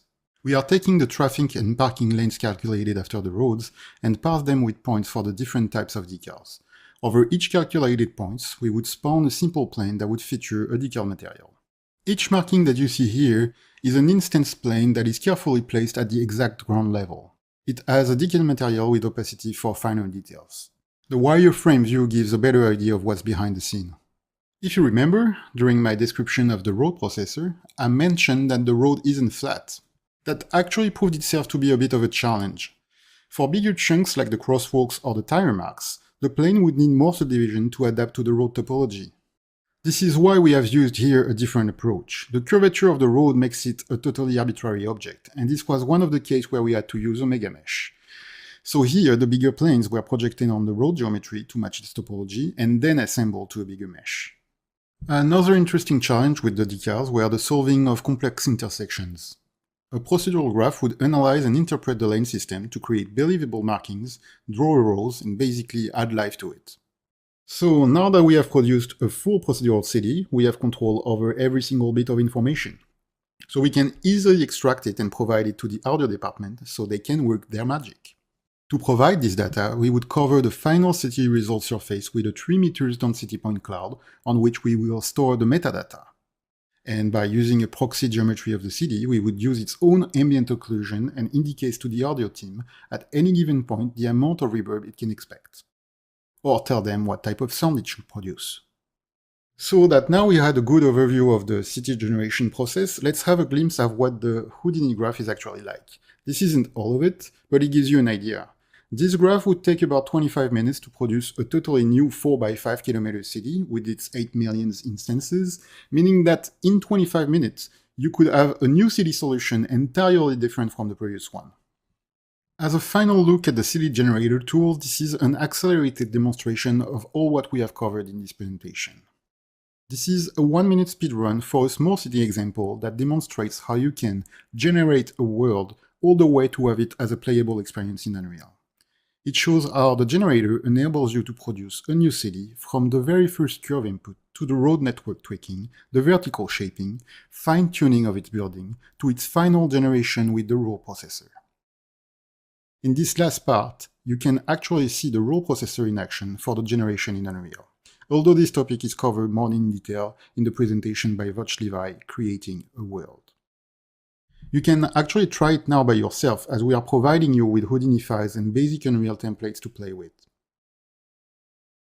So, some fun statistics to look at, and among those one that is very interesting to mention and that represents well how the city processor would work. Over the course of the project, we have regenerated the city 53 times. For every generation, we would scout the city and look for what we can improve in the procedural rules, fix bugs, add details to it, and finally regenerate the city, at least in parts or sometimes globally. That process, including the import in Unreal with the road processor workflow, was possible in a couple of hours for the final version. Meaning that technically we could have had an entirely new city to discover several times a day if we were to change it. Let me now introduce Robert Osborne that will present more in detail the process behind the building generation. I'm Robert Osborne, a senior technical artist at Epic Games. I'm going to talk about the building generation in the Matrix Awakens demo. Let's talk about the procedural building generation in the Matrix Awakens demo. In the prototyping phase, we wanted to keep workflows as simple as possible, one DCC straight into the Unreal Engine. Houdini and Houdini Engine are obvious choices for prototyping procedural ideas and workflows. Iteration speed is king when you want to evaluate concepts. We did a lot of prototyping and iterating. A great example of this ethos is the building module template generator, quickly allowing building module proxies to be created on demand to specific sizes. A building shape grammar system was needed to make the building generation as agnostic as possible, avoiding hard-coded behaviors that would constantly need to be reworked and debugged. This is what I started with. Wow. Looking back, I'm having a hard time understanding it myself. Luckily, we were still prototyping and iterated on the shape grammar look and feel. Here, the building generator is being used in Unreal to add an extra building to the small city level. Let's reposition the building to fit on the pier properly and change its dimensions.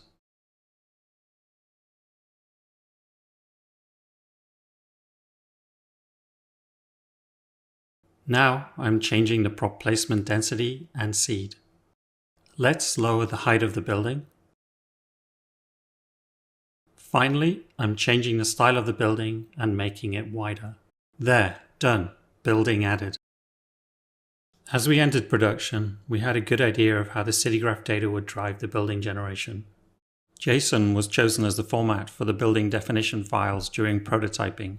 An automated BDF pipeline was implemented in time for production, giving human-readable data that could be edited quickly to validate and debug with. The data fed to the building generator consisted of volumes with a BDF tag assigned per primitive face. Here, each color on the volumes represents a different building style. Here, we can see how the data flows inside the building generator in order of operation till final output. Output was in the form of point clouds and roof geometry, passed into the city graph or directly into the Unreal Engine using Houdini Engine. Input volumes were cleaned carefully to give the best chance for cleanly sliced floor primitives to be generated in a consistent and ordered manner. The assigned building definition file tag allows the floor intervals to be calculated from the BDF's level dictionary, and the volume is sliced accordingly. Once we have the floor slices, corner types are calculated using the dot product between the primitives and walking around the floor primitive IDs in ascending order. Split corners are recognized using a collinear tolerance to distinguish if adjacent floor primitives should be considered in line. Corner caps, when defined in the BDF, are prioritized over a split corner type. We wanted a flexible shape grammar syntax for defining the module placement behaviors on building facades, allowing for rapid end-user iteration without having to publish updates to the building generator. This is a typical shape grammar. The vertical bars represent a module bucket used to define module placement behaviors. The alphabet characters represent a dictionary key to look up the module metadata like width and height. Circular brackets are used to define an infinitely repeatable macro pattern of modules. Square brackets are used to define a fixed repeat of macro pattern modules. The asterisk character specifies that all modules in a bucket can be scaled to fit the shape grammar to the length of the facade. Selecting the most appropriate grammar for a facade is driven by the total length of one full iteration of the shape grammar. The shape grammar with the smallest fit gap, not greater or equal to the facade length, is selected. Here we can see how different grammars are used as the length of the facade increases. With the most suitable shape grammar selected, the modules are placed on the facade. Here we see the module placement and scaling according to the grammar being used as the facade length increases. Buildings are generated independently of neighboring buildings in each building lot. This gives better parallelization for the graph execution. Occluded modules on connected building walls need to be removed for memory and generation performance. In the city graph, each lot of buildings are passed in as one job. We take the full lot of buildings minus the building having its modules occluded and merge and clean them. The building being occluded is booleaned against the rest of the lot, creating a Boolean shell that represents touching wall heights. Additional sample points for each module derived from the module bounds are added for performing intersection testing. These sample points and the module pivot point are raycast against the intersection shell. Only modules where all sample points are deemed to be touching the intersection shell are flagged for removal. As corners wrap around facades, extra sample points are added for corners. The occlusion has to be conservative, as re-adding modules to cover holes is complicated when you consider primitive data for windows and props. Even with this conservatism, a 25% reduction in building modules, props, and decals is achieved. The conservative approach is shown by the columns of corners still present inside some of the building shells. We needed to indicate to the CityGraph's sidewalk furniture placement system where building entrances existed. The place modules on buildings carried tags to define functionality, such as corner, wall, entrance, etc. These tags allowed the building generator to provide volumetric data to simulate exclusion of street furniture in front of building entrances. Once in production, new feature requests were added to the building generator, one being multiple BDF support on a single building volume, others being window treatments and window signage. It highlighted the need to have a production version and a development version of the building generator, while new features could be iterated on in a development version without blocking the CityGraph or end users using the production version. Building prop brandings were assigned per facade across the city, with just a simple modulo seeding using the lot ID and building ID for determinism. Being able to have the building generator run directly in Unreal using Houdini engine allowed end users to play with prop densities and adjust seeding. Controls were exposed on the UI for this purpose, allowing prop meta to be tuned and then exported into BDFs. Here we have the building generator running in the Unreal Engine via Houdini engine. On this building, I want to place fire escapes on it interactively using the volume overrides functionality. The volumes are given their override functionality by adding actor tag strings. For example, the word fire escape is used for placing fire escapes. The override volumes are passed to the building generator using the exposed tag volumes input. Let's change the prop branding and extend the red coffee shop props to continue into the recessed courtyard area. Again, using a volume with an actor tag to represent the desired branding on the props. For the window cube map primitive data, we wanted to create believable functional rooms. We built a connectivity array along each facade of modules that have a window tag. With this, we can determine the maximum size of a room that can be placed. After placing a room, all instances in the room get a room ID, and we move to the next window module without an assigned room. This continues till the facade is full of assigned rooms. A Vex dictionary holds several seeding arrays to select rooms based on the building function.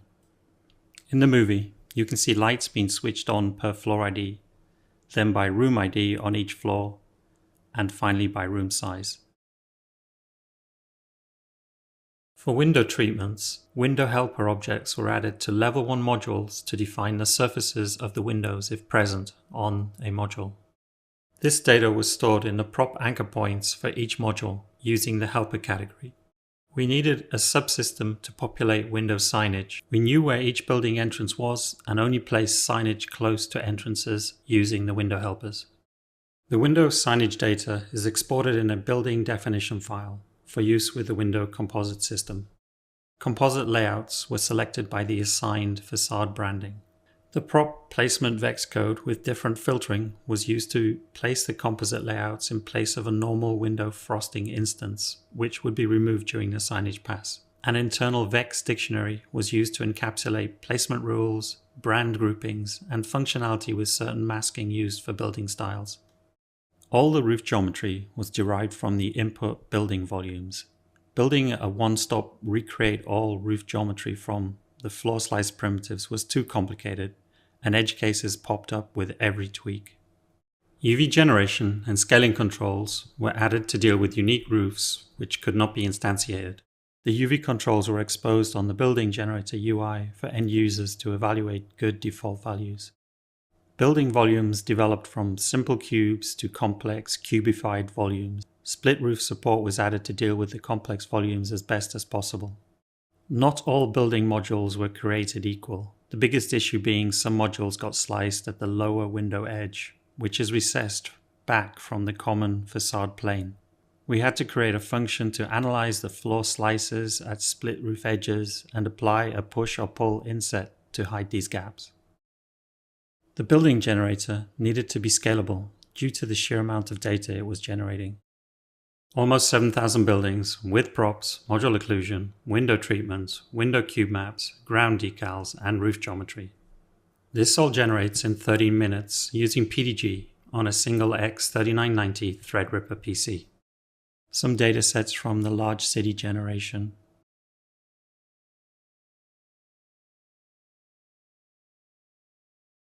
As we entered the end phase of the project, the building generator graph looked like this.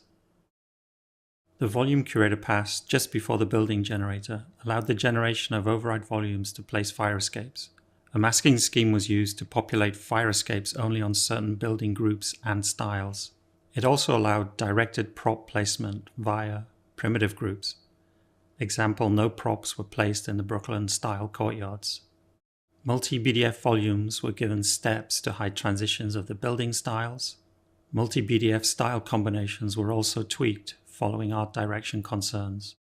The volume curator also allowed for optimizations late in the project. Memory was a concern, so the global height of the cityscape was reduced in certain height ranges, allowing a surgical strike without potentially causing a butterfly effect had this change been further upstream in the city graph. The volume curator was also used to target specific problematic building volumes and associated metadata. So, while not directly involved in the building generator, I wanted to mention a workflow we started using for referencing viewpoints in the city.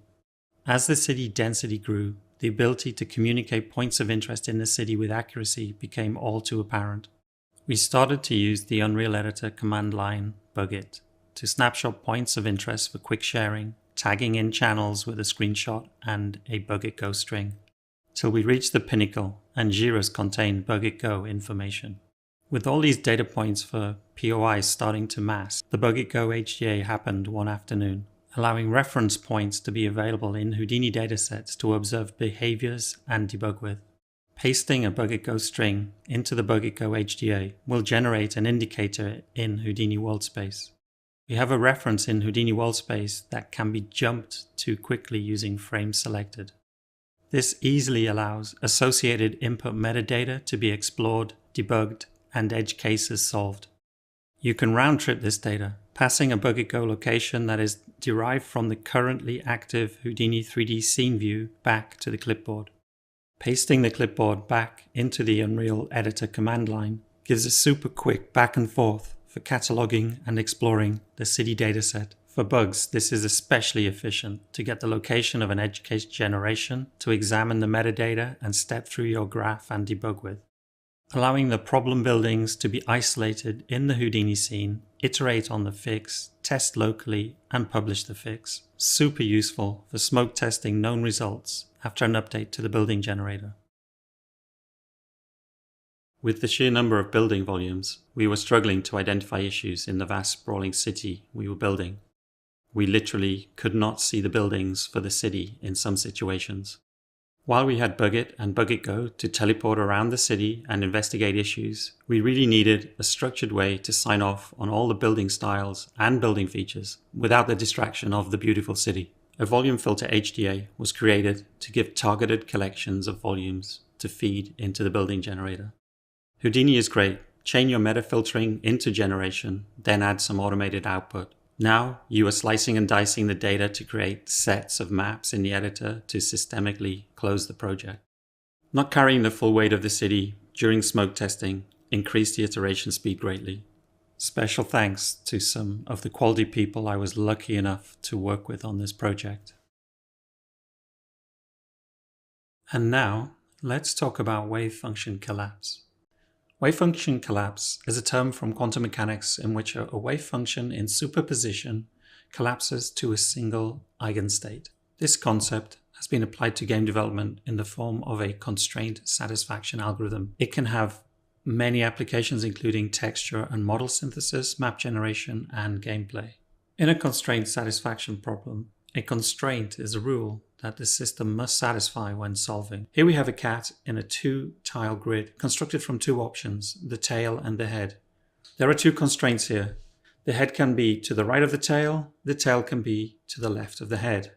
it is simpler to always consider these constraints in pairs. Here we increased the grid to 4 tiles and added a third option, the body. We can see a total of 6 constraints. Next, we introduce a special option, the empty option.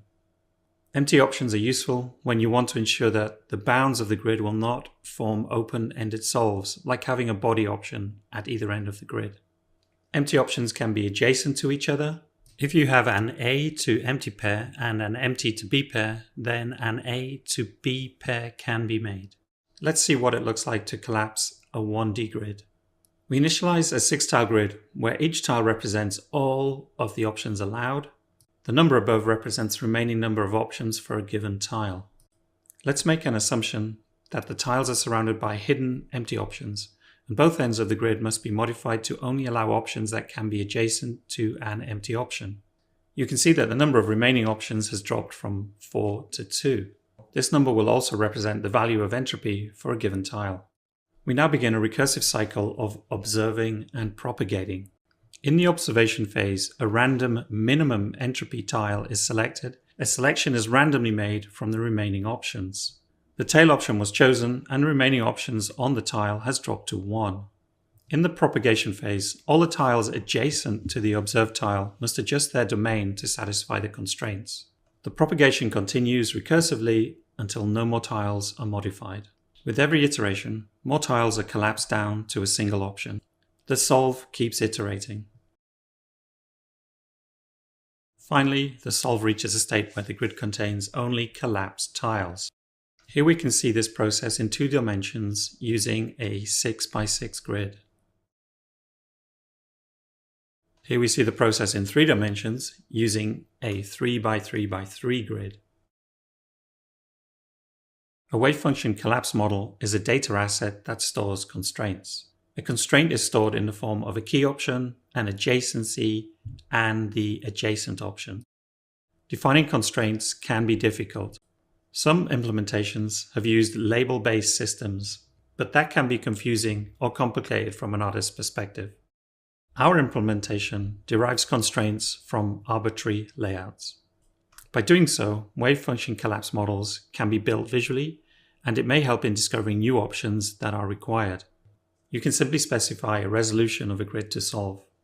There is also an option to use a grid actor, which is a blueprint that visually shows the bounding box of the grid. One advantage with the grid actor is that it can derive starter options based on static mesh actors that sit within the grid. On the left, you can see a few tiles pre-placed inside the grid actor and the 2 different outputs on the right. It is a great way to combine art direction with proceduralism. The city had so much complexity at street level, but once you went into drone mode, it became obvious that more complexity was needed from the bird's eye view. In total, there were over 2,600 unique rooftop structures made. The wave function collapse model contained just over 5,000 constraints. All of this with only 33 tileable meshes. Solving these structures one by one was not scalable, so we created a solution that can derive grids from point cloud data. We created editor utility widgets that can do some post-solve processing. Here we are swapping wall materials, roof materials, and per actor custom primitive data to create color variation. We can derive a grid from a solved actor and allow for arbitrary logic based around tile neighbor rules. In this case, we use neighbor rules to place props on walls. To reuse existing Houdini methods made for scattering props, we made a method for exporting roof-only surfaces. Roof prop scattering was done in Houdini and reassembled in Unreal Engine using point cloud data. And here are some wave function collapse results in the city.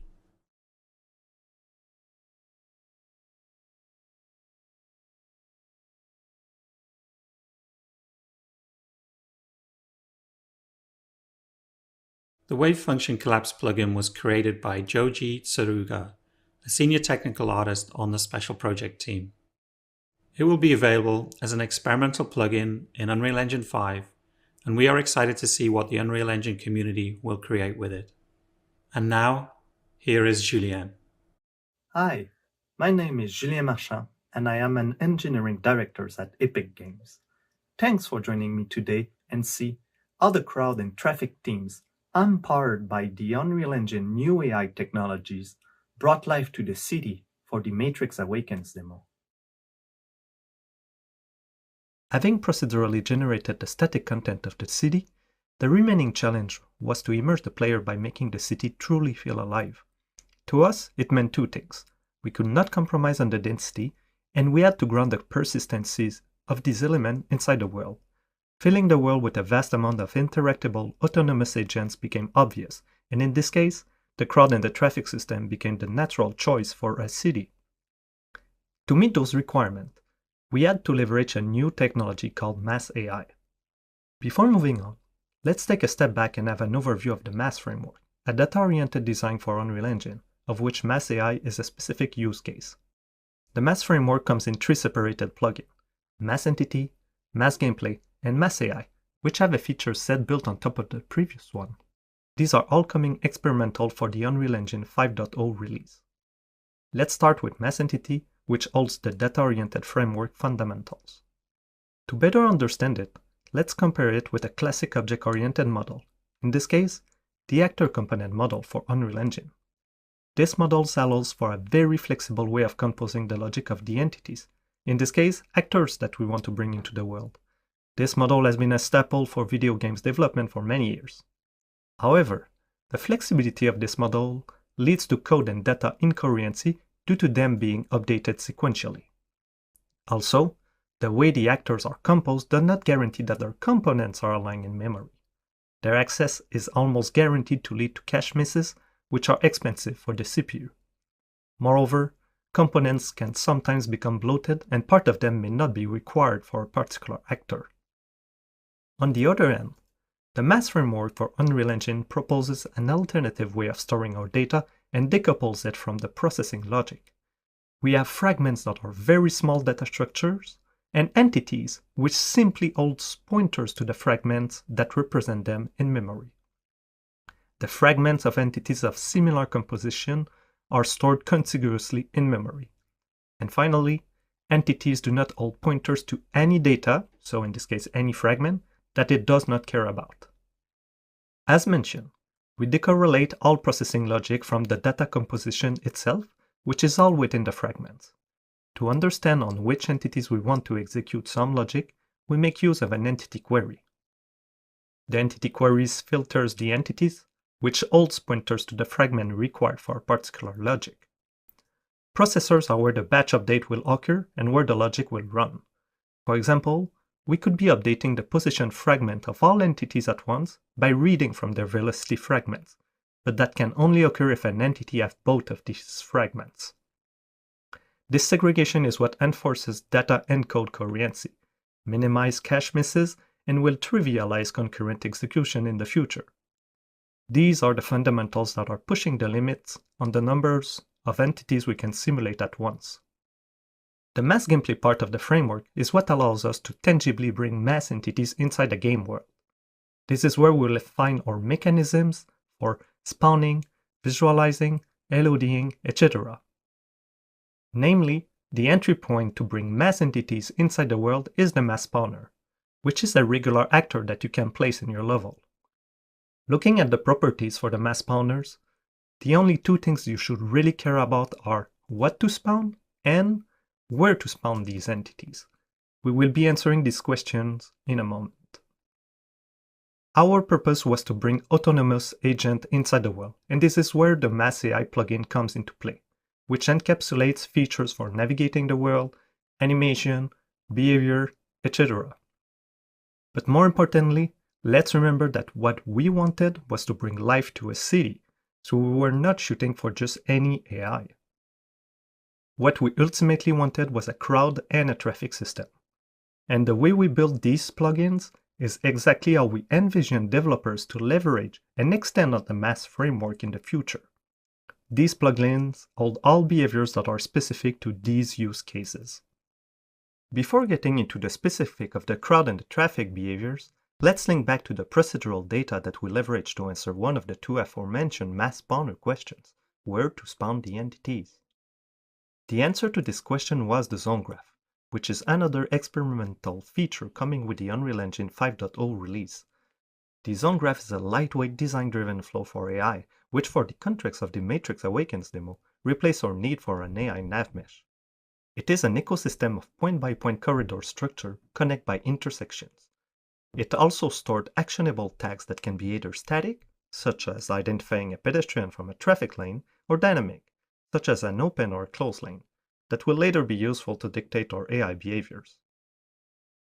In fact, we leveraged the zone graph to have a density-based distribution of entities for both crowd and the traffic, whereas for the parked vehicles, we were more interested in a static point cloud distribution.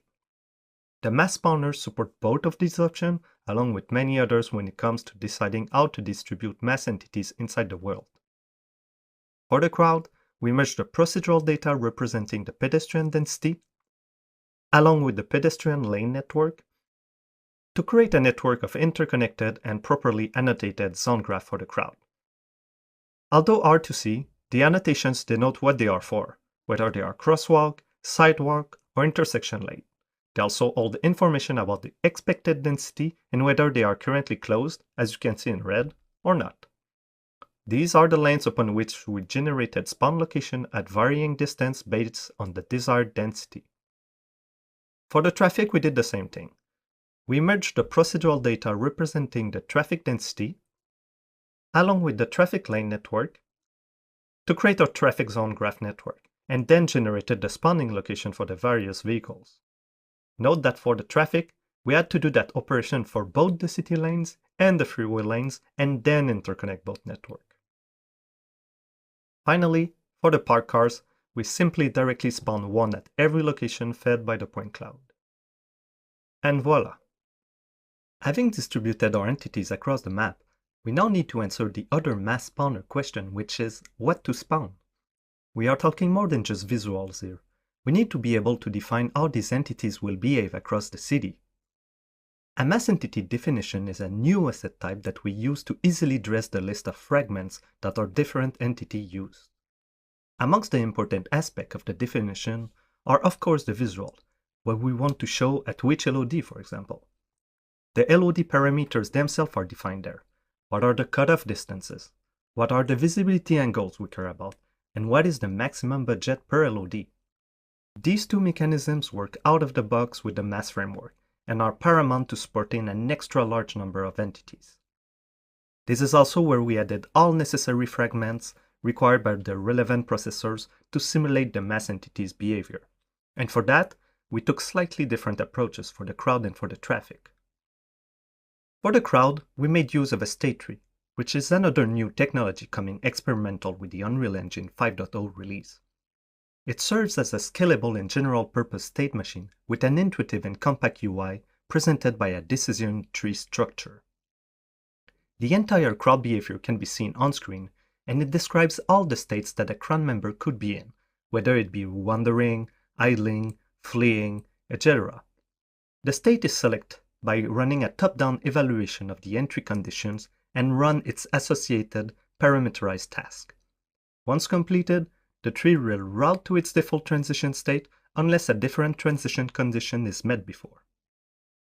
Another benefit of the state tree is that it is tightly packed in memory, which blends well with the mass framework. In this capture, we see the various crowd behaviors at play, such as walking around, waiting at intersection, but we also made the characters believable. The animation coverage proposed various walk style and speed, smooth start and stop animation, and also manages a head look at along with the upper body orientation independent from the character current velocity. We also note that it reacts to its surrounding, be it the player or the other crowd members. Specifically, we develop a new force-based avoidance that handles both dynamic and static obstacles at high performance. The crowd members can also respond to physical collision, such as playing a one-off animation before resuming their behaviors. We use the animation state machine to run on the closest crowd members in sight, but all the data it used came from the mass animation processors that was feeding the relevant data from the entities fragment. As mentioned previously, the mass HLOD system is key to handling a vast amount of entities, in this case, our 35,000 crowd members. By default, the framework handles 4 different HLODs, along with a significant float point value between those levels. On the screen, we can see in red 10i HLOD, which are full-fledged meta-human actors with facial animation. In yellow, 20 medium LOD, also full-fledged meta-human actors with lesser facial animation.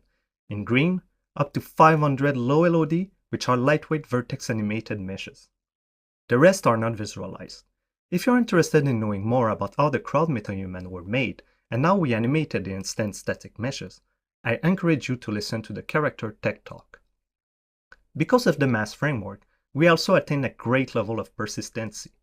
No matter the LOD we were switching at or from, it allowed us to always retain the current behavior evaluation, persist the visual, so that if you go far and back, you can find that cool looking character again.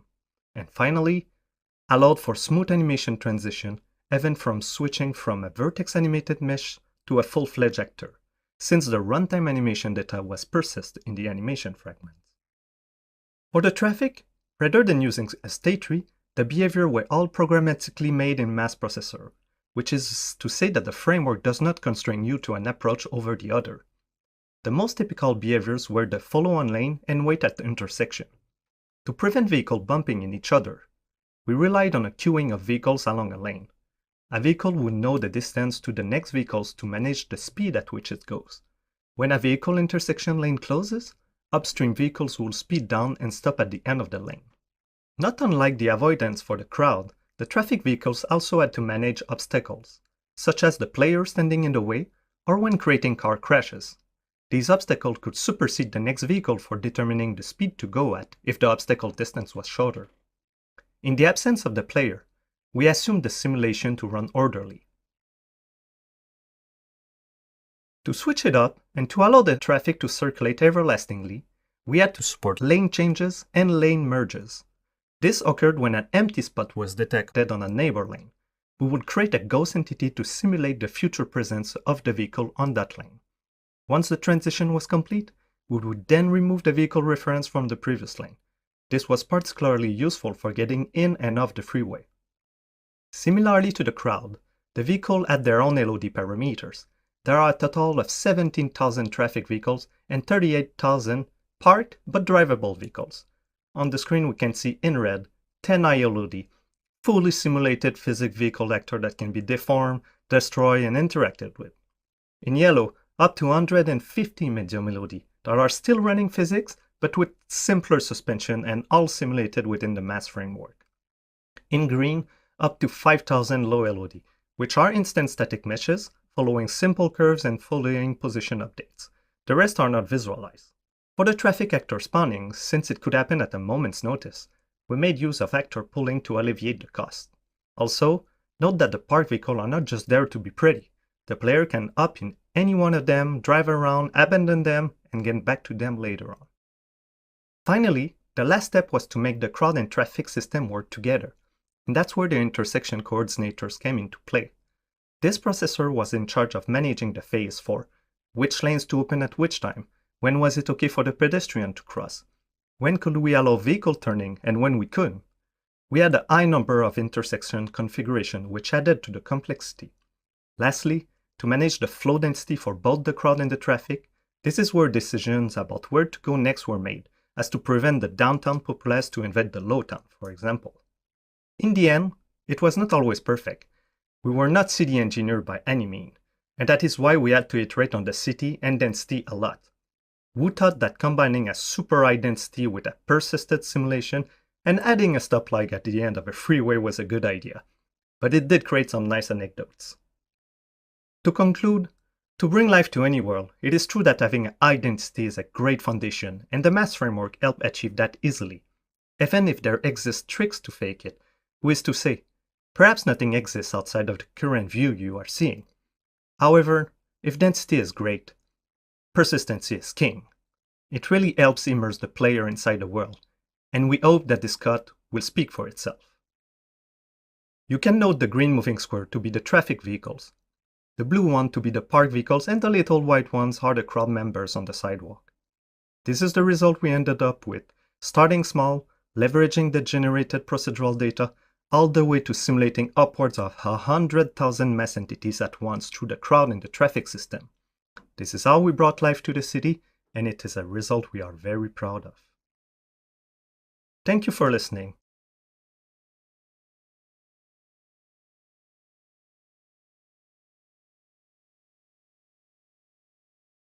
Hi, my name is Andreas, and in this video I will show you how to start creating a small game from scratch in Unreal Engine 5. We will use some of the latest features, but also established workflows from previous versions.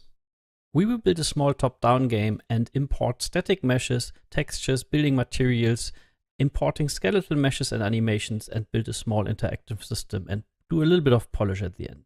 So let's start by creating a new project. When you open Unreal Engine 5, it presents you with the new templates you can start with. So they contain new mannequin, Manny, and Quinn. But in our case, we will start with a blank project and just call that first game. Everything we are building here, I do in real time. And when I speed up time, I will tell you. Sure, it's recorded in pieces to create a better flow so you can follow. I'm using the assets from a StackoBot sample project you can download from the marketplace. So here we are, and when you have the project open the first time, you can see this new map here, which is already set to word partition and has a pretty nice real-time lighting setup. But in our case, let's start a new map, and we don't use the existing ones, but we just do a completely empty level.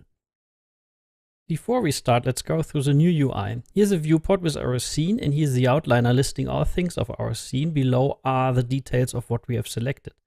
Up here are different modes like select, landscape, and foliage that we can use later. This is the create menu with all kinds of actors we can place, and the green button starts your game. The view modes and show flags allow us to investigate our scene. Down here is a content drawer with a folder structure of our game that you can also open up with control space in all editors. With F10 you can toggle the sidebar. Let's bring in our first actor. We could navigate through the menu or just start typing. Let's select the simple sphere. Here it is, even if we can't see it. It's in the outliner, and also in the details panel you see the properties. When we switch the view mode to unlit, we can see it there. So let's make some light. We will use the environmental light mixer to fastly set up some lights. By creating directional light, you can now begin to see the sphere. We can directly change the values like the intensity, and with Ctrl L, we can change the angle of our light so it comes a little bit from the front. This is real-time lighting by default. In the project settings, under rendering, you can find the settings. New projects use the new global illumination system, Lumen. So let's add some more. An atmospheric skylight, a sky and atmosphere, the new volumetric clouds, and a height fog. We also want our atmosphere light fully real-time, so we check real-time capture in the skylight. The actors got all spawned at 000 in the world and are a bit hidden. So let's line them up a bit so we have a cleaner scene and don't lose the overview. What we also can do is creating folders in the outliner and move our actors for the light setup in there. Projects can very fast get very messy, and some housekeeping from the start can go a long way. Next, let's save our map.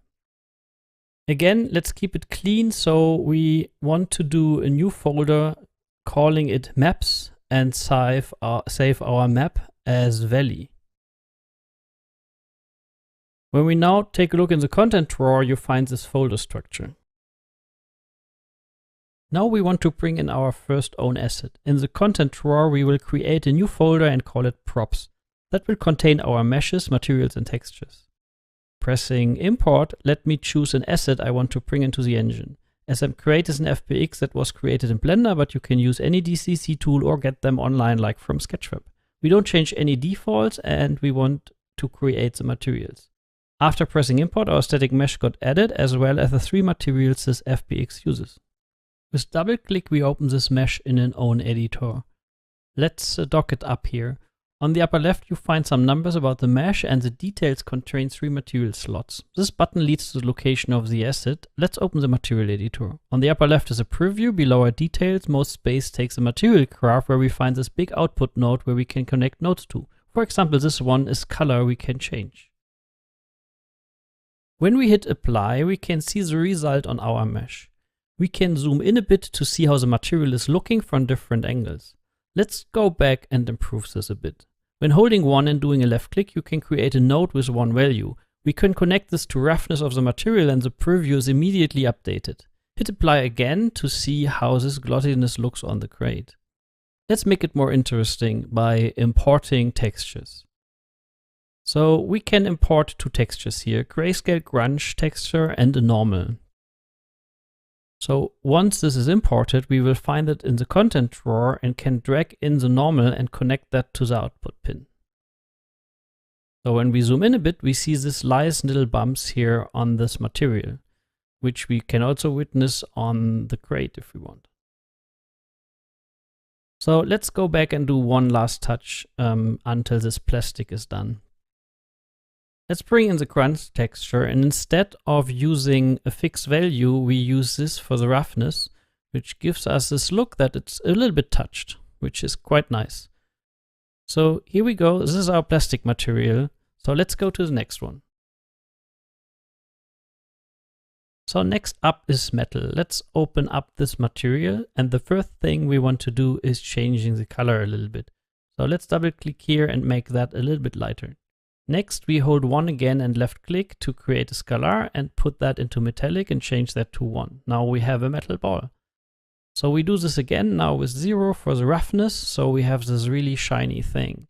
Let's take a look how that looks like on the crate. That's nice.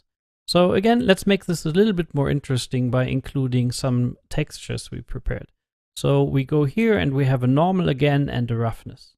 But we will do something slightly different. This time again, we drop in the normal and connect that to the normal output. But if we take a look at that ball, it's a little bit too noisy for our taste here. So we do a right click and then we look for something called texture coordinates, which gives us access to the UV tiling. So when we connect that to the UVs and then changing the values to, for example, 5 and 5, we will get something that's more desirable. That's nice. So let's take a look how that looks on our crate. That's cool. So let's go to the roughness again, and this time we will bring in the texture we prepared, but instead of using the RGB channel, we only use the red channel. So you can store different information on different channels in a texture. So, and this is our end result. Nice. In the middle, we want to do something like carbon, but a simple setup. Before we do, I want to show you something on the mesh. Here you can check the vertex color of your mesh. We painted some gray values onto the mesh, which we can now use in the material. Let's open up the last material.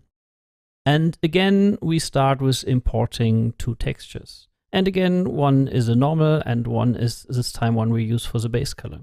Let's take a look on the normal for a second, which opens a new editor. Unreal identifies this as normal automatically and sets up the values it's needing. So we have nothing to do here, which is nice. Let's go back to the material and now drag both of those in. First, we add the normal. Again, not the tiling we want. So with the texture coordinate node and some very high numbers this time, we will get much closer to what we are looking for.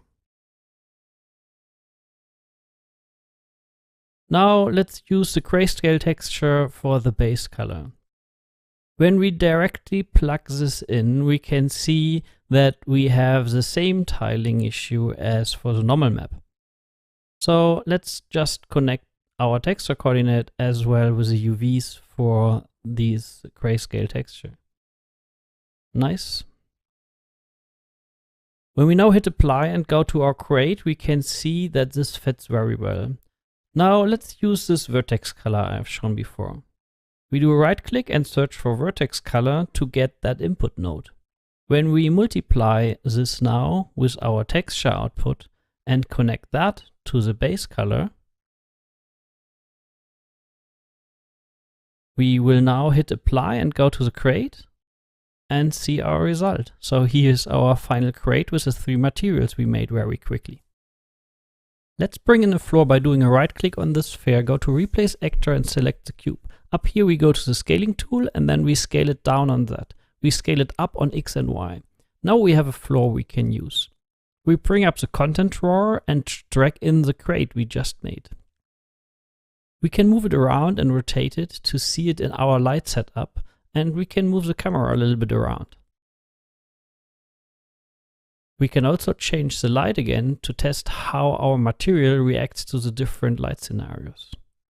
And here we are with our first scene done. So now let's talk about logic. When we press play, it seems nothing is really happening. With a crate selected, we can scroll down in the details and select Simulate Physics. When we now hit play, this crate falls to the ground.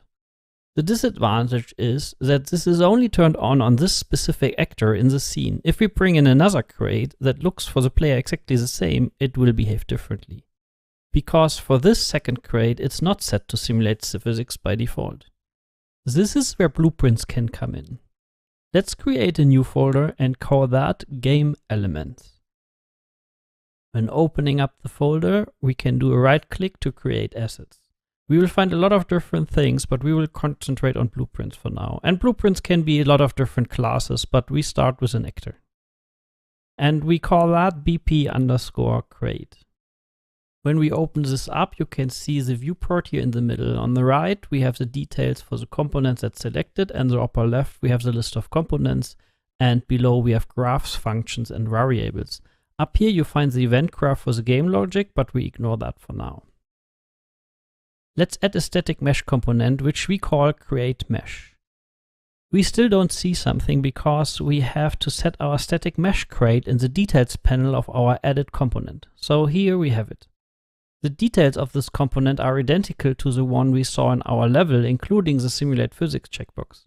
We can also tweak it a bit by setting the mass and increasing a bit the linear and angular damping to introduce some drag to this actor. So we save this now and go back to our level. When we now bring in our blueprint we just made, also rotate it a bit and press play, you can maybe see it behaves a bit differently. The advantage is when we bring in another blueprint crate, it has the same default values we just introduced. And when we change it in the blueprint, all actors in the scene will change too. Now let's replace our floor with a landscape. We can delete our floor and select the landscape mode. This lets me create a landscape. We do not bother with the details yet and just hit create. Now we have a landscape that we can sculpt, paint, or use landmass tools, but I don't want to cover that. We can change the brush size. For example, the strength, and the brush size, and the fall off for smoother or sharper edges. I'm not a very good level designer, so let's try briefly to sculpt something that looks like a small valley. Like that. I'm changing a little bit the brush size and then just really fastly drawing something here. When you hold shift, we can also lower an area, like for example here. And then we can use this tool to smooth out some of the roughness we brought in. But yeah, let's keep it like that for a second and head over making a material for our new landscape. Back in select mode, we can select our newly made landscape. And in the details, we will find the landscape material. So let's make a new material for that. We create a folder named landscape and create a material here, which we name m_landscape. First, we don't want to have any glossiness on our landscape. So we can search for fully rough in the material settings and it does exactly what it says. So now we have a rough thing. So next we want to add the landscape layer blend node. We can add two layers. One we will call sand, and the other we will call grass. And when we plug this in now into the base color and we hold 3 and do a left click, we can create a vector node where we can set the color into like a darkish yellow tone. We do it again, but this time with a dark green. And now we hook this up with the two layers.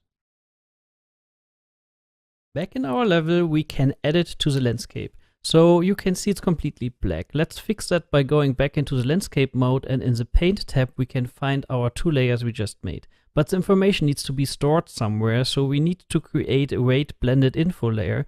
And we do that for the sand in our landscape folder and the same for our grass. So with this done, we can select those layers and begin to paint here. Again, a reminder that this part isn't really my strength, but I will try my best to paint in some grass. You can use the same brush settings as for the sculpting. I think this is enough and that works for us now. we can hide my simple drawings with some improvements on the material. So let's import some more textures. Here I have two tileable textures, one for sand and one grayscale one for grass. So we can remove the sand color node for now, but I will keep the green. We can connect the sand and bring in this grass. And when we hit apply and check out the level, we can see that we have sand here and this very beautiful grass. But the tiling isn't very nice. So let's get back to the material and fix that. This time we will use an absolute word position node, which gives us X, Y, and Z on a given location. As we do not need Z, we will use a component mask to get only 2 coordinates and not 3. R is X and G is Y in this case. Now we can divide that by a number to control the tiling. For example, 256 could work. And now we plug that into the UVs. And now when I move around, you can see this is word aligned, even in the editor. I really actually like that a lot. So let's copy this part and do the same for the grass. I'm copying it because maybe we want different values for now. So here, let's try like 512. So when we hit apply and go back to our level, then we can see the result. So let's get rid of this, go to manage for now, so we don't have the brush. And here we are. So here's our textures, and the tiling is not too bad, but the grass is not what we want. So let's go back here and switch that back to 256 for now.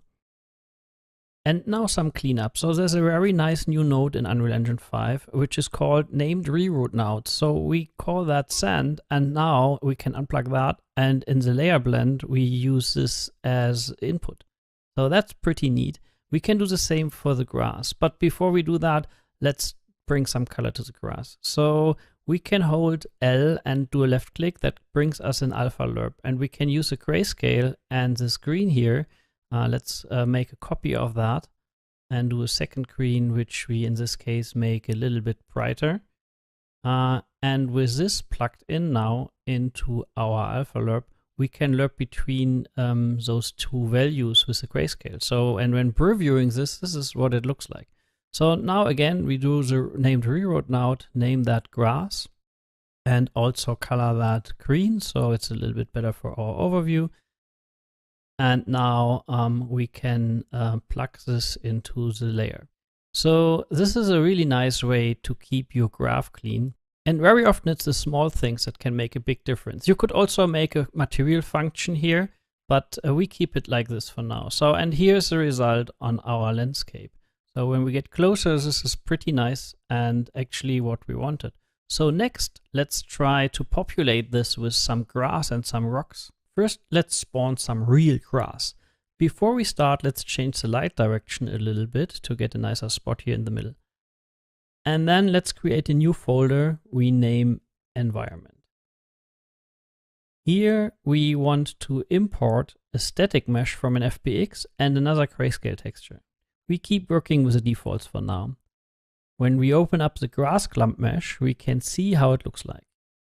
So let's make this grass material very quickly. We remove the color and drag in our texture. Where the texture is black, we want to have it mask out the material. So for that, we need to change the blend mode from opaque to mask. Now we can plug in the texture to the opacity mask. When we check out the grass mesh now, it begins to look like we want. Let's bring some color back. We go back to our landscape and we steal the setup by copy pasting this in our grass material. And then we connect that with alpha and the base color. And if we take a look, this looks nice. So how do we get this grass into our level? We could use the foliage tools to paint it in, but there's an easier way. And we can leverage our landscape material for that. When we look for output grass node, we can add that. And when we select that, we can see there's a grass type we can attach here. So we need that asset. Let's create that asset we find under foliage. Landscape grass type and call that f_landscape grass. After opening it, we can add different grass types, but one is enough for us. So here we add our grass clump and then we bump up the density and we change the min and max scale a little bit. And back in the landscape, we can add our grass type now. So next is a question where to spawn the grass. Here's where the layer blend comes in. We know already where grass was painted. By adding the sample landscape node and changing it to the layer name grass, we are actually done. So back in our level, we have now grass. Isn't that cool? So next, let's get really crazy with some rocks. We want to import an FBX named flat rock. This rock has over 6 million triangles. So now we want to change our import settings to build nanite and then hit import. Now I will speed up this video, but I can tell you that importing and creating the data took under 3 minutes and it's around 140 megabyte big in the content folder. With this done, we can drag our rock into the level. Switching to nanite visualization triangles, you can see nanite in action rendering only the amount of triangles needed. If you want to learn more about this awesome technology, check out our other videos, including the one from Matt and Galen, where they show you how to convert your existing scenes using nanite. In this material, we do not want to work with the mesh UVs. So first, let's import another texture for the rock, which is a tileable texture again, and plug this into the base color. And then let's see how that looks like on the rock. So not what we were looking for. So here we do the same as we did for the material, for the landscape, and use absolutely world position, mask that out and divide this, in this case by a very, very high number, and then plug that into the UVs. I think we do something like 1024 here, and let's see how that looks like. So much better, but when you look it from the side, that doesn't look really nice. It's really stretched. So instead of masking RMB, we using Y and Z, so to say. So when we apply now and go back, then we can see it's okay from the side, but now our top doesn't look nice. We can use a little trick here. So we are looking for the vertex normal, and here we can check again with a mask, and this time we only use B, which is Z, which is looking upwards. And then with a lerp again, we can lerp between two different textures. One is our rock, so that's from the side, and then we have to bring something else. Something else in our case can be the sand texture we already used. So we plug this in, and that will have the same issue like we had with the other texture. So we go to our landscape and we steal briefly our setup here. So we could make this now a material function when we use this in different materials, but for our little purpose, this is enough to just copy paste. And here it is, our little nanite rock. So let's go back to the valley, and here it is. And we want to add many of them. So for that, we will use the foliage tool. Here we can add foliage assets, but we don't have one yet. So let's create one under foliage, static mesh foliage, and we will name this f_flat rock. After opening it, we can add our static mesh, and let's change some values, like for example the Z offset. We also don't want this rock aligned to the surface normal, and this rock is big, so it should have collision. So we set that to block all, and it also should influence the light. So after saving that, we can go back in the foliage tool and add it to our palette. Here we can change the density and the min and max scale. We could also override other values or do non-uniform scales, but let's keep it simple for now. Let's test how that will look like. First, we try to get a better overview of the scene, and then we select the rock to be spawned, and now we can actually begin to draw them into the scene, but that's not enough. More rocks. So let's increase the density. No, that's still not enough. So increase again, and then let's begin to paint. Yeah, that looks nice. So let's begin to cover the whole valley with rocks. So that looks nice. More rocks. Let's add just a few more rocks. So we have now a lot of nanite rocks with 6 million triangle count in this scene, and I think that's good. When we now change the view mode to nanite visualization, you can see a high density of triangles, but there is no noticeable impact on my performance. So yeah, that's where we are. Let's get rid of the rock we placed at the beginning and go back to the crate by opening up the static mesh. Because there we can check nanite and hit apply.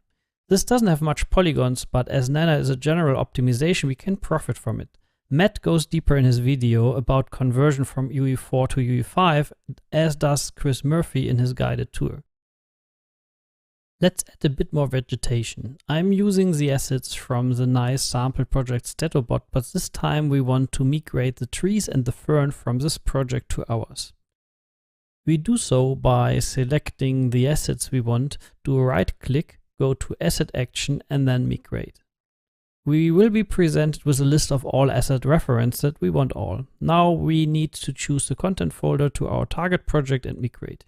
Here we are back, and we have now a new folder with a hierarchy from our source project. This static mesh foliage we can now add in our foliage tool. For example, the fern. We want a slightly smaller scale in this level, but we keep the density. And now we can select them and easily paint them onto our landscape. Maybe some more here, just to give it a little bit more color. And we can do the same with the trees. Here as well, we want a little bit smaller trees. And as with a fern, we can just paint a bit in here and until we have some nice trees in our little valley. So now with the fern and the trees, this begins to look like a very lovely scene. But now let's switch gears and begin with the gameplay. Before we start, let's press play and see what happens. So besides our crates falling to the ground, we can find some yellow colored actors in our outliner. Many of them are default actors that get automatically spawned, like for example the game mode or the pawn or the player controller.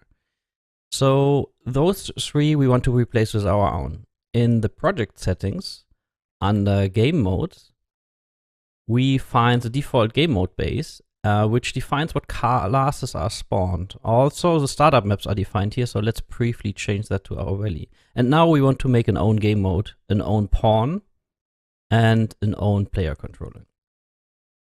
So let's create a new folder and name that one framework. In there, we want to create a new blueprint class. We worked only with an actor before, but blueprints can be made out of many different classes. When we open up an actor in our classes, you will find that our crate is a child of an actor. And a character is a child of a pawn, which means they inherit functionality from their parent. But we will based on the game mode base and name this one BP game mode for now. Next, we need a character. A character is based on a pawn and comes with built-in functionality we will use. We will name this one BP bot. So imagine this being the body that runs around in our scene, but we also need a brain. In Unreal terms, that is the controller. We will need a player controller, but we will also look into an AI controller later. We name this simple one BP player controller. Now we have to tie all the three things together and add it to our level.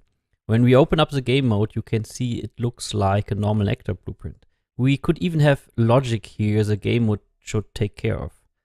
But we will only override some default classes here. First, let's add our player controller here. So instead of the default one, we want to use our BP player controller. It also spawns the default pawn class, and our BP bot is a character that's based on a pawn, so we can add that here. So let's save that and close it. Now we have to tell our game to use our own game mode. We could add it to the specifics of this level in the world settings if we would have different game modes for different maps, but here we just want to add it as a default for all maps, so we do it in the project settings. And here you can see there's a BP bot and the character now. Next, we need to define where our character should be spawned in the world. We use the player start actor. The game mode will use it automatically when it's in the scene. This blue arrow shows us the direction the character will be orientated when spawned. When we use the end key, it will be placed on the ground. So let's find a nice spot to start from. When we now hit play, we will find ourselves at that location. With this button, we can detach from the player controller to get back to the editor controls while the game is even running. And when we now look in the outliner, we can find our BP bot and other blueprints we made. So now we have our basic setup and can move to the camera. We can have the camera in many different places, like in the controller, but we will add it to the bot itself. When we open up the character and take a look in the viewport, we will find different components, like the capsule for collision and movement, or the arrow component that shows us a forward direction. And then there is a skeletal mesh component that we will use later. And the character movement component that will help us move this character around and has a lot of values we can tweak. Let's make the capsule not hiding in game so we can see it when playing. When we now press play and detach, we can see the capsule. Visibility is not great in the video, but it will serve the purpose for now. Let's stop and go back to our character blueprint. For our little game, we don't want to look through his eyes, but we want an own camera that's looking from top down. To do that, we will add a component called spring arm. That will give us some neat options. We could rotate it or scale the arm length, but before we do, let's attach a camera to the spring arm. And now, after that, when we select the spring arm again and change the rotation, we will see that the camera will follow. Then we want to move it out a bit, so we increase the arm length. Now the camera is above the character looking down. Let's select the camera and change the field of view of the camera. We do 45 degrees for now to get a little bit of an isometric look. The spring arm has some more handy features. It could check for collision to adjust the camera, but we don't want that here, so we disable that. Let's save and check out how this looks in game. Awesome, this is actually what we are looking for. So next, let's do some movement. Again, there are several ways to do that. In our case, we want to implement the input the player is giving to the player controller we made. Remember, the controller is a brain controlling our body, which is our bot. As this is our first real logic, let's briefly talk about these events. Here's a begin play and a tick event. There's actually more, for example, a destroyed event. This is basically the parts every actor goes through in his lifetime. Begin play when he's spawned, tick is updating while he's in the world, and destroyed when he's removed. But we don't need that for now. Now we use print string to display some text on screen. It's one of my most used nodes. First, let's hook it up to begin play and see what it does. So when we press play, you will see in the upper left corner printed hello. Let's do it again in case you missed it. Here it is. So let's go back, stop it here, and then hook this up to tick. So when we now hit play, you will see it's printed rapidly every tick. For that reason, you want to be thoughtful what you do here. Complex things on tick will have an impact. But we want to move our character every tick. As this is a controller and not the character itself, we need to get access to our character. The controller knows what it's controlling, so we can use the get controlled pawn. So this pin is now our pawn we can give orders to, and we will find add movement input on the character. Now we hook this up to the event, so it's get called every tick. For simplification, let's say this goes to the movement component in our bot. It needs a direction, so let's set the x of the vector to 1. Hit play and witness our actor moving in world X direction until it gets blocked. Now we need to figure out in which direction we want to go. In blueprints we have access to many things, and this includes the location in the world under the cursor. You can go deeper and have different trace channels, but we keep it for everything that's visible for now. Here is a hit result, and as it has many information, we can break this struct to see what it gives us. In our case, we only care for the location. As we now have our location in the world where the cursor is, we need one more, and that's where our bot is in the world. We can do get actor location on the pawn. With this both locations, we can use a vector mask function called get direction. It gives us a direction of vector from 2 locations. This is exactly what we need here, so the character moves in the direction where the cursor is. When we now start the game, we will see the bot will be with the camera attached following the cursor. So he's going left and right and down and up. Super cool. I didn't click in the viewport when the game was running. If I would have, you would have seen the cursor disappear. Fortunately, the player controller managed that, and we can go to the details and check show mouse cursor. So if I now start the game and click into the viewport, the mouse keeps being rendered and the character following that. As we do not want to follow the cursor all the time, we need to introduce some player input. To add input, go to the project settings, scroll down to input where we find different bindings we can make. There are axis bindings and there are action bindings. We will only work with action bindings, and you can imagine this like digital on and off switches. Let's add a binding and call that toggle movement. We can click this little icon here to press a key to bind that to our action. Here I do a left mouse click so you can see this is mapped now. Back in our player controller, we can remove the begin play for now. And now we can look for the new event we introduced with the binding. We will find toggle input here and add it to our graph. So this has two execution pins. One is fired when it's pressed and when it's released. So now we only want to follow the cursor while we hold the mouse button down. So to do that, we will add a variable here and call that add movement.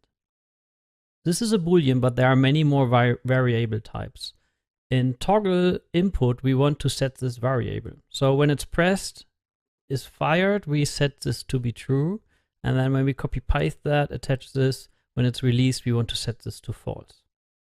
And now we only want to add movement while this is true. So we get the variable, and from here we can look for an if or a branch node.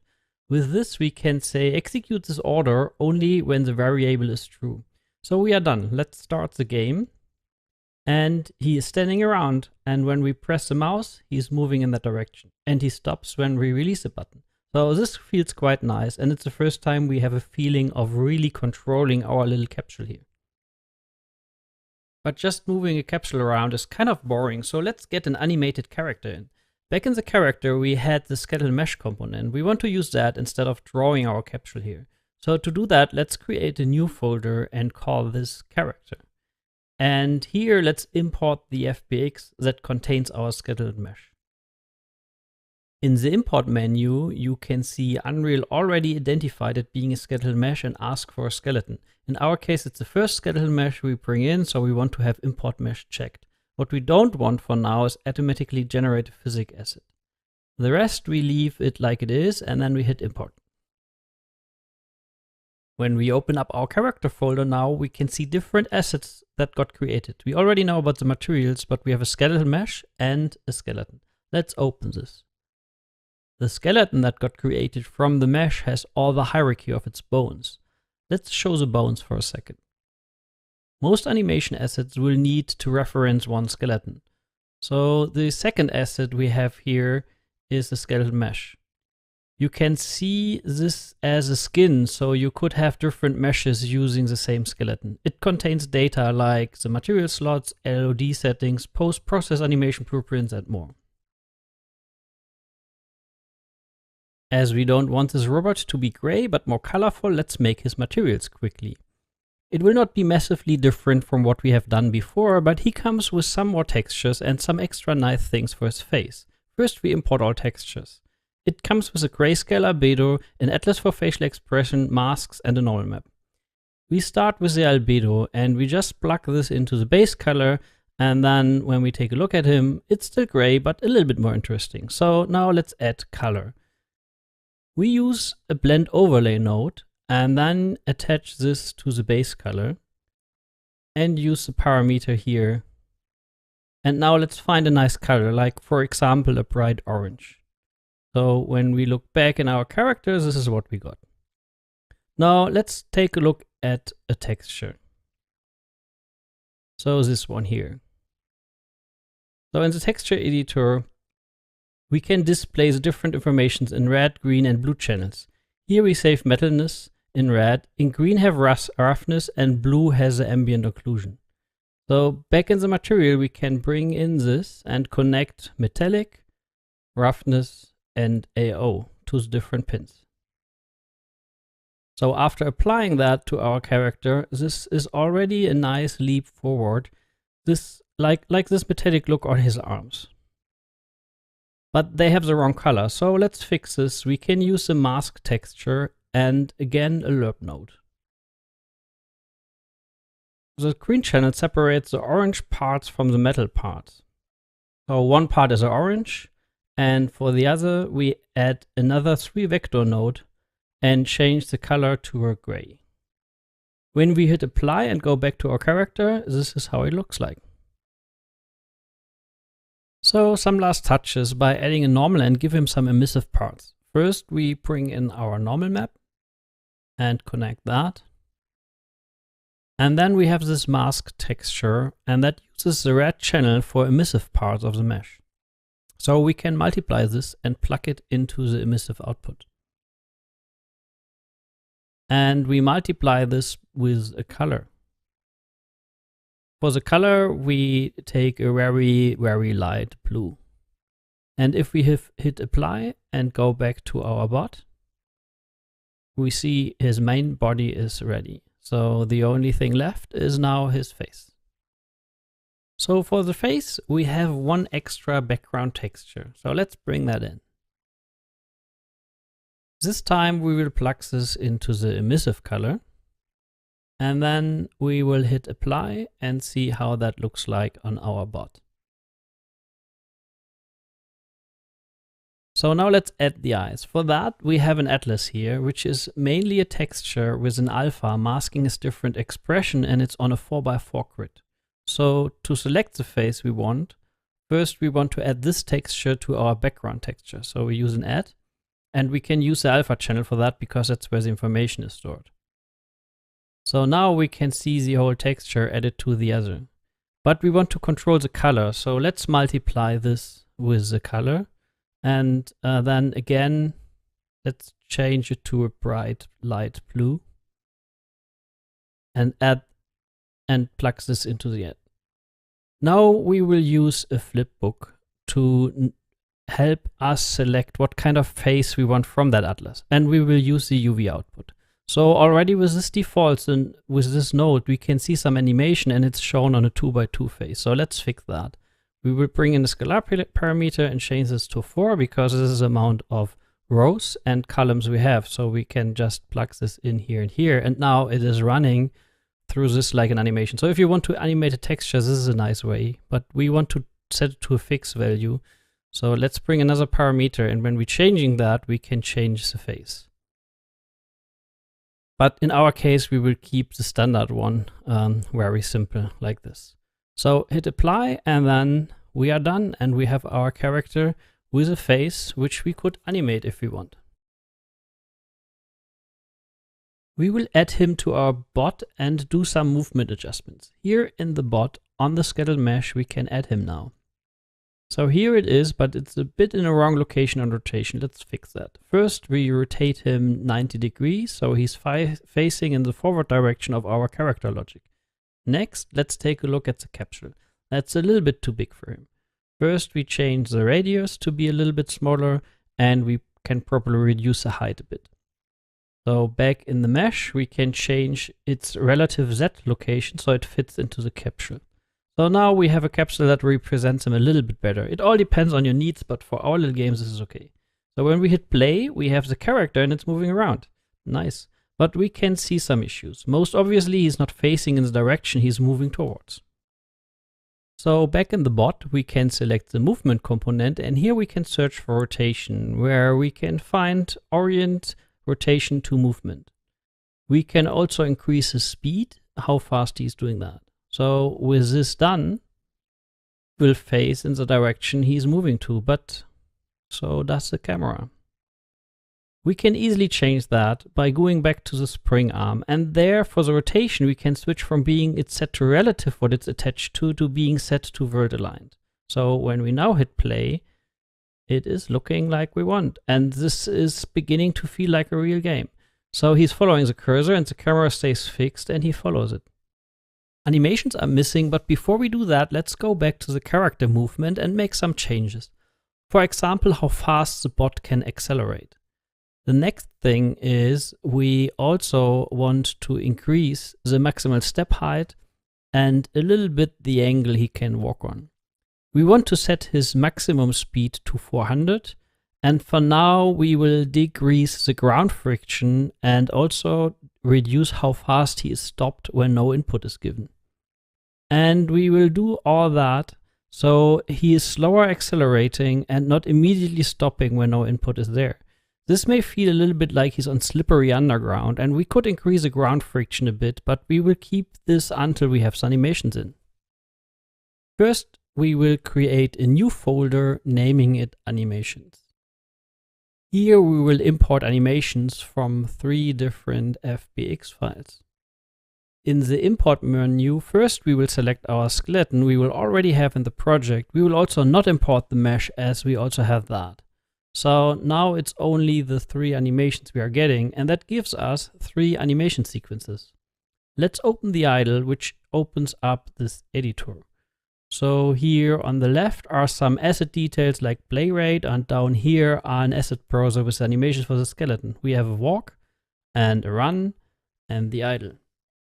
Now we need to connect this to our game logic, and we do this by using an animation blueprint for that. The animation blueprint is also based on a skeleton, so we pick that from our bot here, and we name it ABP bot.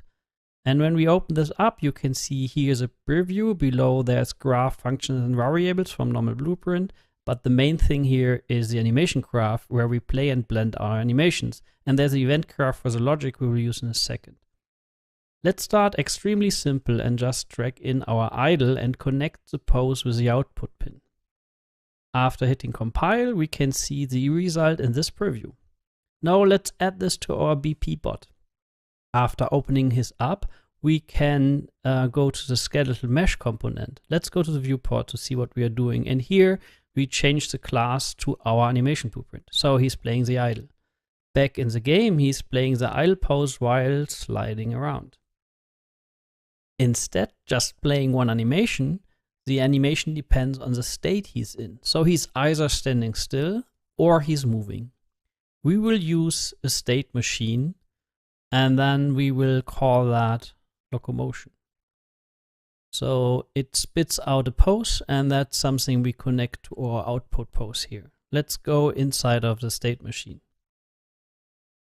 It has an entry point where it starts, and we can add a state and call this idle. And we can have another state from that idle and call that walk, run. So this is the most simple state machine. We start at the beginning idle, and we can switch to the walk. And the arrow in the middle is a transition. So we also want to go back from walk to idle. So let's go inside of the idle state. Here we drop in our idle animation and connect that. So it plays the animation when he is in idle state.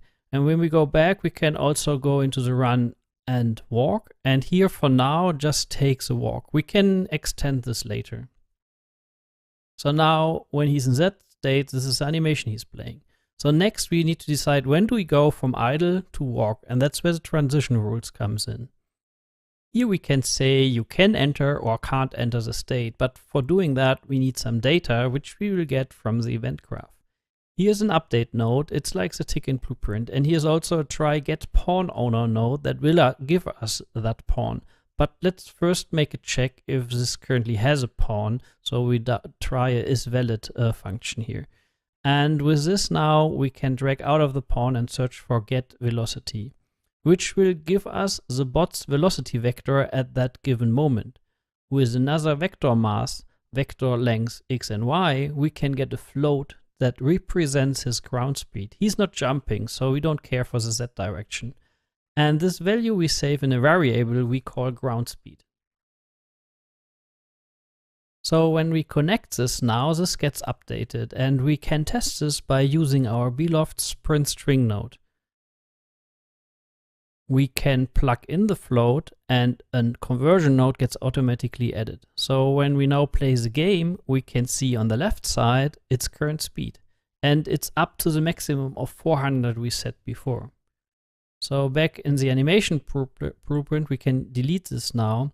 And in the transition rule, we can use this now by getting our variable in and check if this is bigger than 0.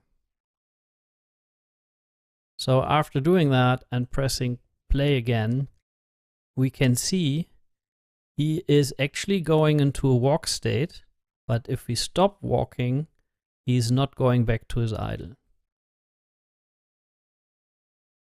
That's because he's going from idle to walk, but the transition back is always set to false. Let's fix that by getting in the ground speed again and check if this is smaller or equal a number. And we can use like something around 5 here. So now back in the game, you can see that when he begins to walk, his animation is played, and when he begins to stop, then he's going back in his idle state. We can extend this now. Let's go into the walk and run state, because at a speed of 400, the walk will not work very well. To improve that, we can use a blend space. It can be found under animations and then blend space 1D, and we base this on our skeleton. We name it BS walk run. And when we open this up, you can see an axis here below the character, and in the details up here, we can name this axis to speed. And we can also set the maximum to 400 to match our character speed we set before. And now we can drop some animations in, like the walk and the run. Depending on the input speed, it will blend between these two. But how do we know that the blending is not feed sliding? Unreal Engine 5 comes with a very cool analysis feature for that. We can choose locomotion as an axis function, and the analysis needs to know the foot bones. So we can look for the bones, which would be foot left. So we put foot left and then foot right. And once we have done that, he knows where the planting is happening. So when we press analyze, he will match the animations to the right point on the axis. It might have been a little bit subtle because my initial points weren't too bad. But with this blend space now, we can drag this in and use our ground speed to drive the axis. So if we now hit play, you can see the character following the mouse and blending from an idle to a walk to a run. So in a very short time, we have our character running around in the world and reacting to our input, which is pretty cool. So as the bot is ready, we can do even more with it. Let's drag the bot into the scene and control him with an AI controller. Because of our setup, having the player controller controlling the bot, we can also have an AI controller as a brain for the body. So back in the blueprint window, we can search for AI and select the AI controller and name it BP_AI controller. When we open this up and go to the event graph, we will not add movement or use a tick, so let's delete that. There is an AI move to function in the AI controller we can use to give him some orders. So now how and why and when do we give that order? So let's do something simple first and execute this function a few seconds after the game starts. We use the set timer by event function and we set this to like 3 seconds. Now we drag this delegate out and type custom event. And this event we call simply move. So now we connect the AI move to function, and the last thing we need is give this order to the pawn which we currently controlling. So back in our map, we select him, and in his details we find the AI controller class, which we set to our newly made BP AI controller. The last thing he needs is to move around is navigation data, where blocking is, etc. So we go to the create menu, type nav mesh, and select the nav mesh bounce volume. When you press P, you can make the nav mesh data visible and invisible. Let's now cover the whole area we want our little robot to be able to walk in, and then scale this up a bit. This should work for now. So when we press play, we can walk around and you can see him begin to run after around 3 seconds, but he's trying to reach 0, 0, 0, because that's what the destination says by default, and we will keep it like that and come to this later. All bots have the same color, and to avoid an identity crisis on our bots, let's change that. We will use the construction script of our bot for that. When we select our mesh, we will remember that our bot has 2 materials, and his body material is element 0. This material has a parameter I already renamed to color. Back in the construction script, we can grab the mesh and drag it into our graph. And from there, we add a node called create dynamic material instance. And we do this on the element 0, which is our body material. So here we can use the instance and now set a vector parameter with our color. So the parameter name we change to color and change the color to blue. After hit compile, we can see him in blue in our scene. But now all bots in the scene would be blue. To change it per bot, we can drag the color out of here and promote it to a variable. And we name that color. And with this little eye icon here, we can expose this variable to be editable per instance. You can see this also up here. And then we change it back to our orange we had before. Now we can give this little bot his own individual color by going here in his details panel and picking something like, I don't know, something like a blue.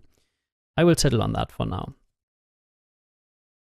So we have our own controller and an AI. So let's do some more game logic. First, let's bring in some more props. So we go to our props folder, import, and then we import a wall, a door, an orb, and some meshes for a pressure plate. When we import them, they conveniently use the same materials we already created. So that's nice. We will first start with our orb here. In game elements, we will create a new blueprint based on a simple actor and call that BP orb. When we open this up, we can use the content drawer to drag and drop our meshes into the scene, which is automatically creating static mesh components. We can make this a root element, and then on the details panel, we can go to the collision and set this to overlap with pawns only. We will use this later. But first, let's see how we can spawn that into the world. So we go back to our player controller and we want to trigger an action depending on an input. So once again, we go to the project settings and there to input, and we add another action mapping. We name this one spawn orb. And we press here and hit spacebar to bind that to that action. Back in the controller, we search for spawn orb input event. And then on the release, we use a function called spawn actor from class. And the class we want to pick is a BP orb. So with a right click and split, we can access the variables of the struct. So we need a location to spawn it. We can use the same location where the bot is in the moment we hit the spacebar. So we add this to the location, hit save, and now we can walk around and spawn orbs. With orbs in the world, we want the AI now to collect them. So instead of walking to 0, 0, 0, we want the bot to go to an orb.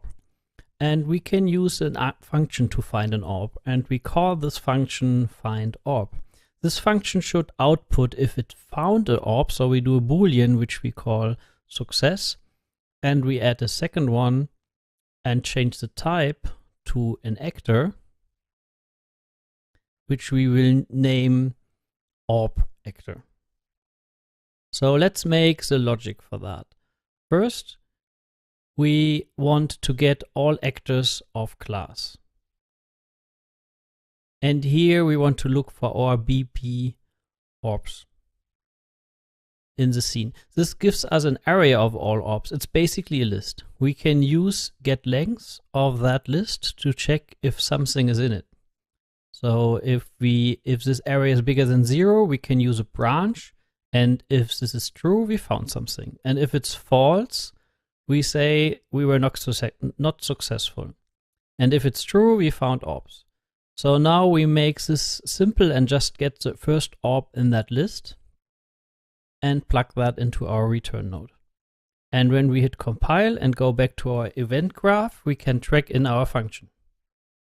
So we made our own node we could now hook up like we did before, but in this case we can make this function a pure, and when we drag this in now, it doesn't have execution pins. Be aware that also means each time a value is needed from this node, it will be executed. but that's okay for here. So if we are successful, we will do the AI move to command, and we will use the orb actor output and plug that into the target actor. And then when the AI reaches the destination successfully, we want to move again. In addition, we want to change our timer and check that this is looping, so it's checking every 3 seconds. When playing now, we can spawn orbs, and our little blue robot will go and run to the orb. But as the orb still will be the first in the list, he will not move to another. For that, we need to remove it from the world. To do that, we can use events the components can give us. For example, the begin overlap event. We already know this actor will only overlap with pawns because that's what we said in the details. That includes our own bot and the AI bot. Here we get the actor that begin to overlap with this orb. We don't want our player to directly remove it after it got spawned, so we have to differentiate between them. So we cast to a pawn. But carefully with casting, it has hard references, and it means when an actor gets loaded in memory, everything it's casted to will also be loaded. Now we drag out the pawn and we can ask if this is player controlled. As we have an AI and a player controller, this will give us a desired result. So if the bot is not player controlled, we will destroy and thus remove it from the world. Here we are. So now let's hit play and see what it does. We can spawn orbs, and the AI now begins to follow us and collecting those orbs. So here we have it, running around, spawning orbs, and having a little AI following us. Now let's add some more interaction and do some more game elements. We will do a pressure plate that will open a door, and we want our robot to be able to trigger it. First, we create another blueprint actor and name this one BP pressure plate. And when this is done and we open it up, we can drop in our frame and platform mesh and then make the frame our root.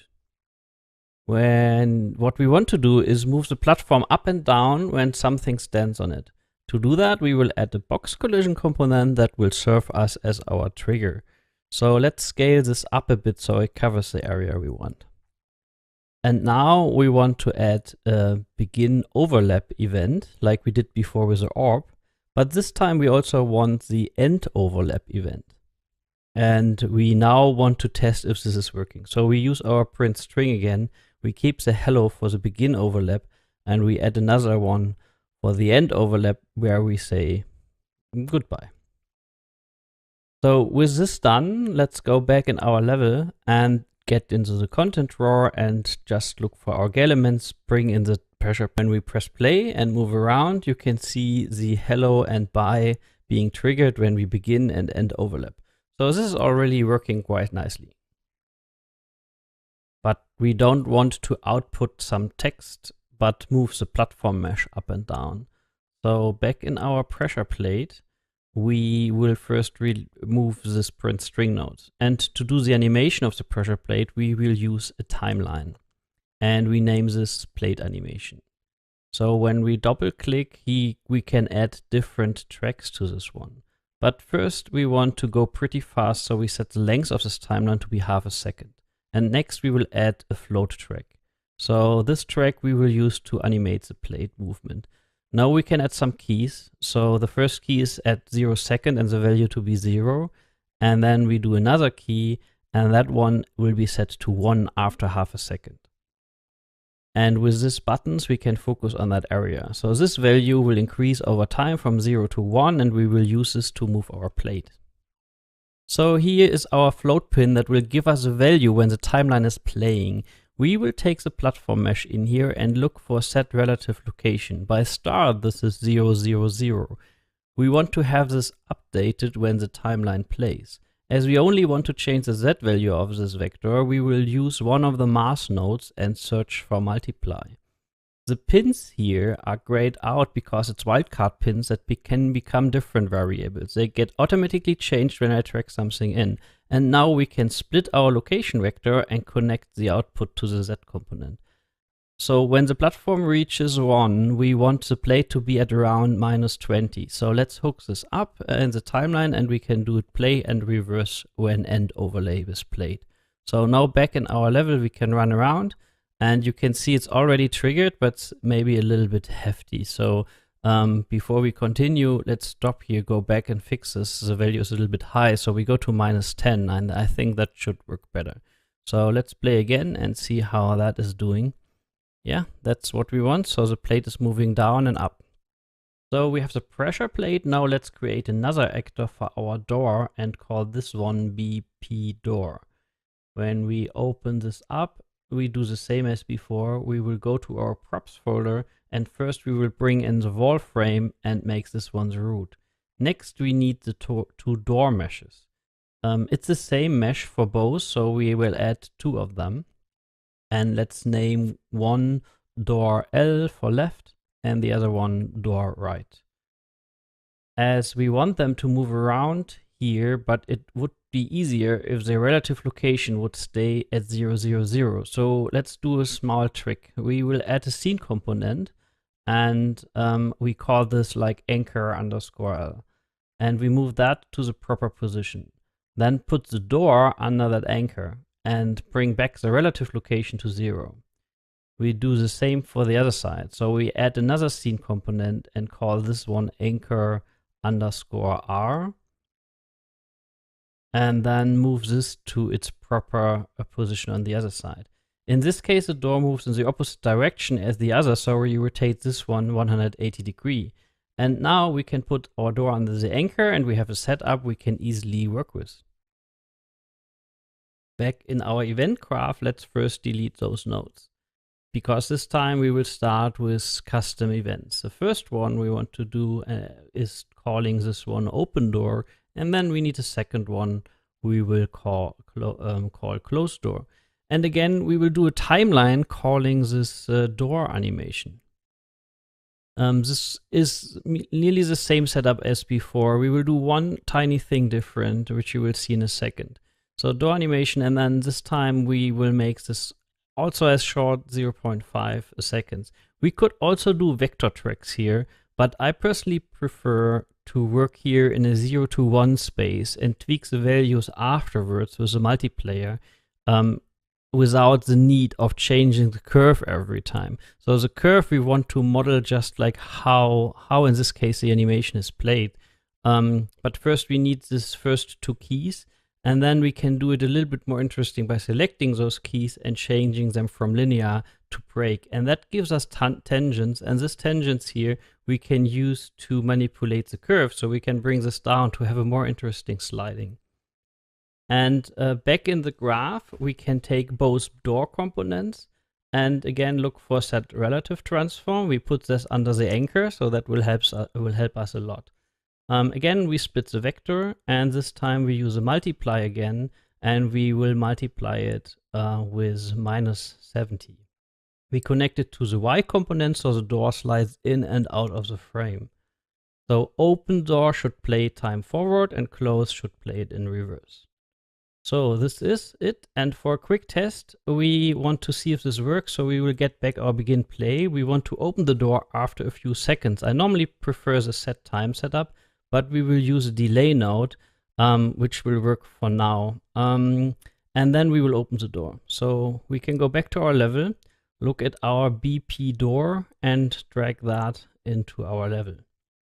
Let's try to find a nice spot, like here at the entry or exit of the valley. So we have to try to open that.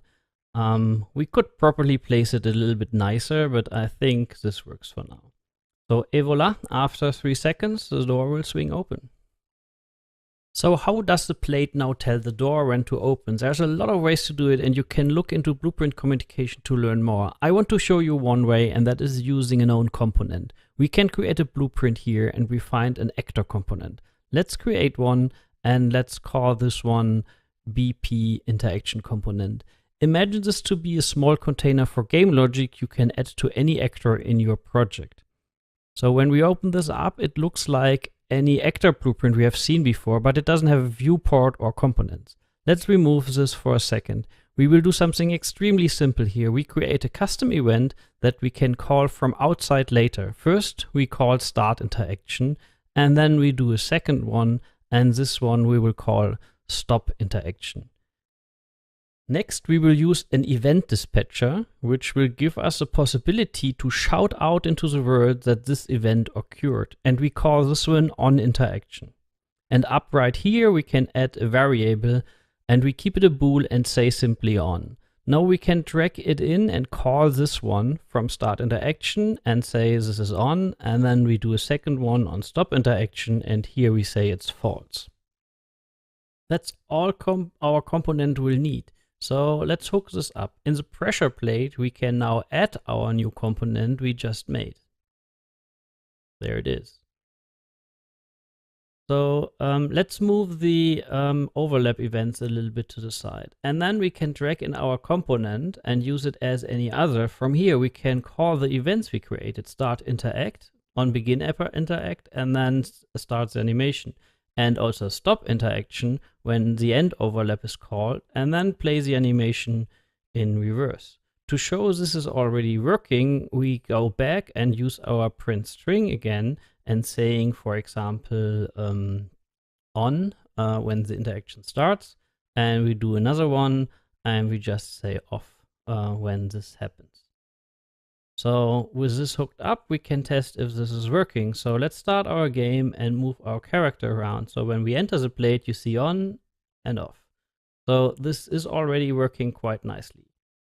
Now the door needs to react on that. Back in our door, we can remove our test code for opening the door. And at begin play, we want to listen to the event dispatcher of the component that's calling out into the world that an interaction started or stopped. First, we will add a new variable type and call that trigger. Then we change the type from a Boolean to an actor object reference, because any actor could actually have our interaction component. We can drag this variable in, and then we can check if this is even existing. So we do a right click and change this to a validate get. And now from that trigger, we can move this pin out and search for get component by class on that actor. So here we can check if this actor has a BP interaction component. So again, we check if this is valid. And when both is the case, we know we have an actor here that has our game logic we just created.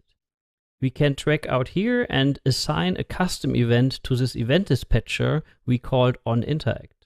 So at begin play, we assign this event to the event dispatcher, and when this is calling out, we can react on that. We can now use a branch again to decide what to do when this is true or false. So if it's true, we want to open the door, and when it's false, we want to close the door. And with this, we are done. So let's save and go back into our level and set the trigger variable by selecting the door. And I forgot something. So we have to go back to the door and make the trigger editable per instance with this eye icon. So let's compile and go back. And when we select the door now, we can use a picker to select the pressure plate. When we now start the game, we can walk onto the plate and that triggers the door. And it leaves the door and open and close. And it also means when we now spawn our orbs and our little bot collecting them, we can make him open the door for us so we can safely leave the valley. Woo! Even after so many years, I still love the moment when all these little features come together. Oh, by the way, we also can push the crate onto the pressure plate because we didn't check who's overlapping with it. Let's do a bonus round and add a bit of polish by adding effects, sounds, and a bit of camera shake.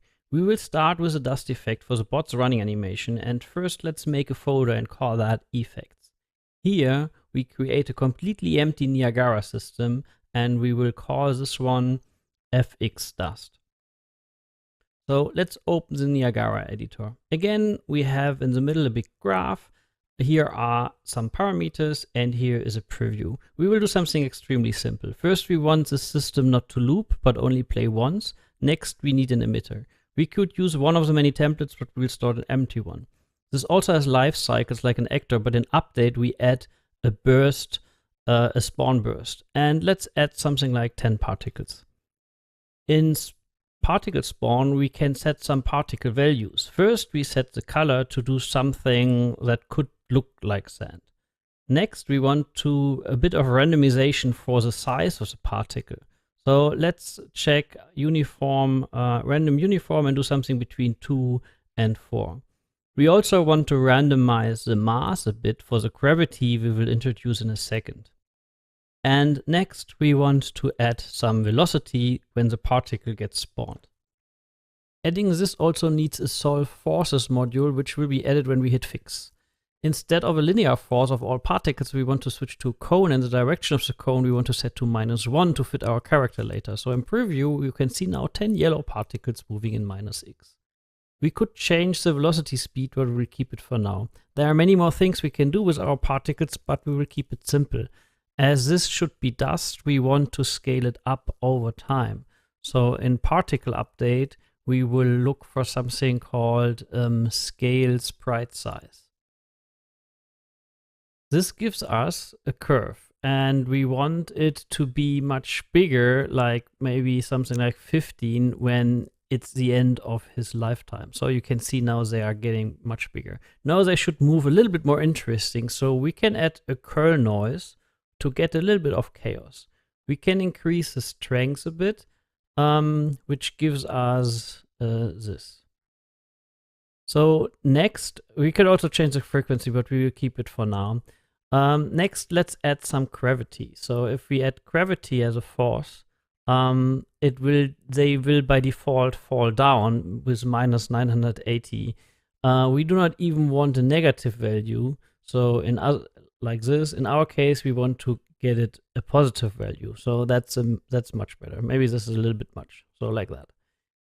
Here is where also the masks come in that we said earlier. Last thing is changing the alpha over time so it blends out. We can use a scale color, and we can change this from a fixed number to a float from curve. Now we can track the 0 value to happen a little bit earlier in the time, and we have particles that begin to blend out. Niagara is very powerful, and I'm using only a super tiny piece here, but we need to move on and see how we can use a dust now. To spawn that on the footsteps, we will go to our animation and open the run animation. Let's change the camera angle and stop here. Below of the camera, we have different tracks, and one of them is called notify. We can scrub to where the right foot is touching the ground, where it's planted, like here, for example. Right click and add notify is where we find play Niagara particle effect. When we select this, we can add our dust effect in the details. And when we now moving on the timeline, we can see it gets spawned and played once. But it's spawned at 000 of the character and not where the food is. We can add a bone or a socket name here, and we will pick food R for this right food. Now it gets spawned where the food bones are. Let's do it for the other leg as well. We will add a notify. First we will scrap where it is, so here, and then we will do right click and add a notify. Select the event, and we switch this to food left. Now we have them spawning at the right location at the right time. When we now go back in our level and hit play, we can see the particles getting spawned when he's running around. So we are leaving a little trail of dust behind us. Audio can help greatly with player feedback and is as important to a game as all other aspects. Let's make some procedural generated footsteps. We will add a new folder and call this audio. For this one, we will use Meta Sounds, which is a plugin you might have to enable under plugins and restart your engine, which I already did here. So we will add a new Meta Sound source asset, which we will find under source, and call this one SFX footstep. When we open this up, you will see a big graph again. We can compare this with a material editor where you can play pre-made sounds, music, mix it, or even generate sounds out of thin air. Which I do here with a white noise. Well, that was loud. Let's control this noise by adding an envelope. There are several ones, but we want the one that outputs audio. We multiply this result now with our noise, and then we connect this to the output. We also connect the on-done pin to the on-finished, so the sound knows when it's ended. Let's hear how that sounds like. We can hear a difference as this sound is now blending in and out. Let's modify the attack timer and the curves and test again. That's close. So we can extend this now by adding a square generator. Here we set the frequency very low. And now add this to our noise with an add node. And then we will plug this into the multiply with our envelope. And that's what we got. So we increase the pulse width a little bit and the noise is very loud. So we multiply this with a float like something 0.1 and then plug that in. And this is the result. I'm obviously not a sound expert, but I hope you can get an idea how powerful this is. So it's close enough for me. Back in our run animation, we can add a new notify track. So let's stop this for a second. Now we can do a right click, add notify, and then play sound. When we select this, you will see that our footstep is already selected. That's because I still had it selected in the content drawer. So, and this is how it sounds like. So let's add a second notify with the other feed. Place it properly, and this is our animation. When we play in game, we can see and hear the bot running around. And when we spawn some orbs, as we use the same body, you can now hear both bots running around, making noises. Isn't that lovely?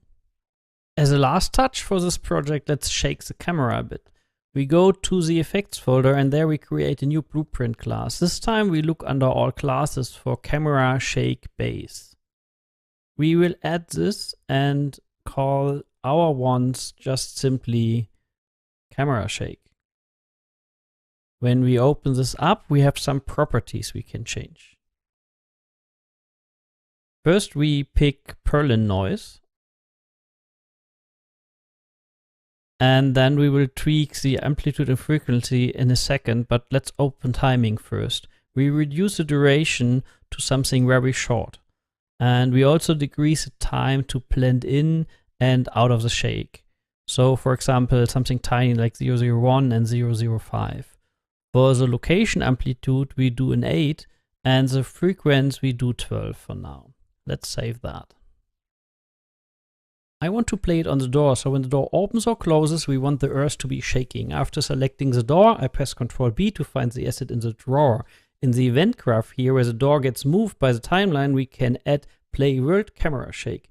We select our shake and we need to define where the location of the epicenter is. So to do that, we want to do it where the door is, so we do get actor location and then plug that into the epicenter. We can specify the radius, this is a Feldby, and we increase this to a very high number. And hit save, and let's see how that looks like. When we now run around and trigger the door, the camera shakes. A pretty heavy door we have here. And that's it.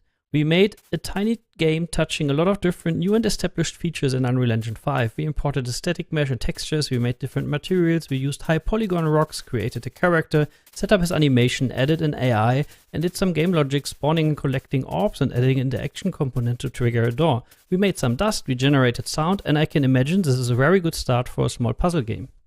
We used assets from our own StegoBot sample you can download on the marketplace. A lot you learned here can also be found in that project. It's a great place to start if you prefer learning by tinkering. If this isn't enough for you, I recommend you check out our new starter game Lyra. We hope this will help you getting started and looking forward to see what you will create in Unreal Engine 5. Join our new developer community and don't miss the great videos my colleagues and some of the community members already created. Thanks for watching.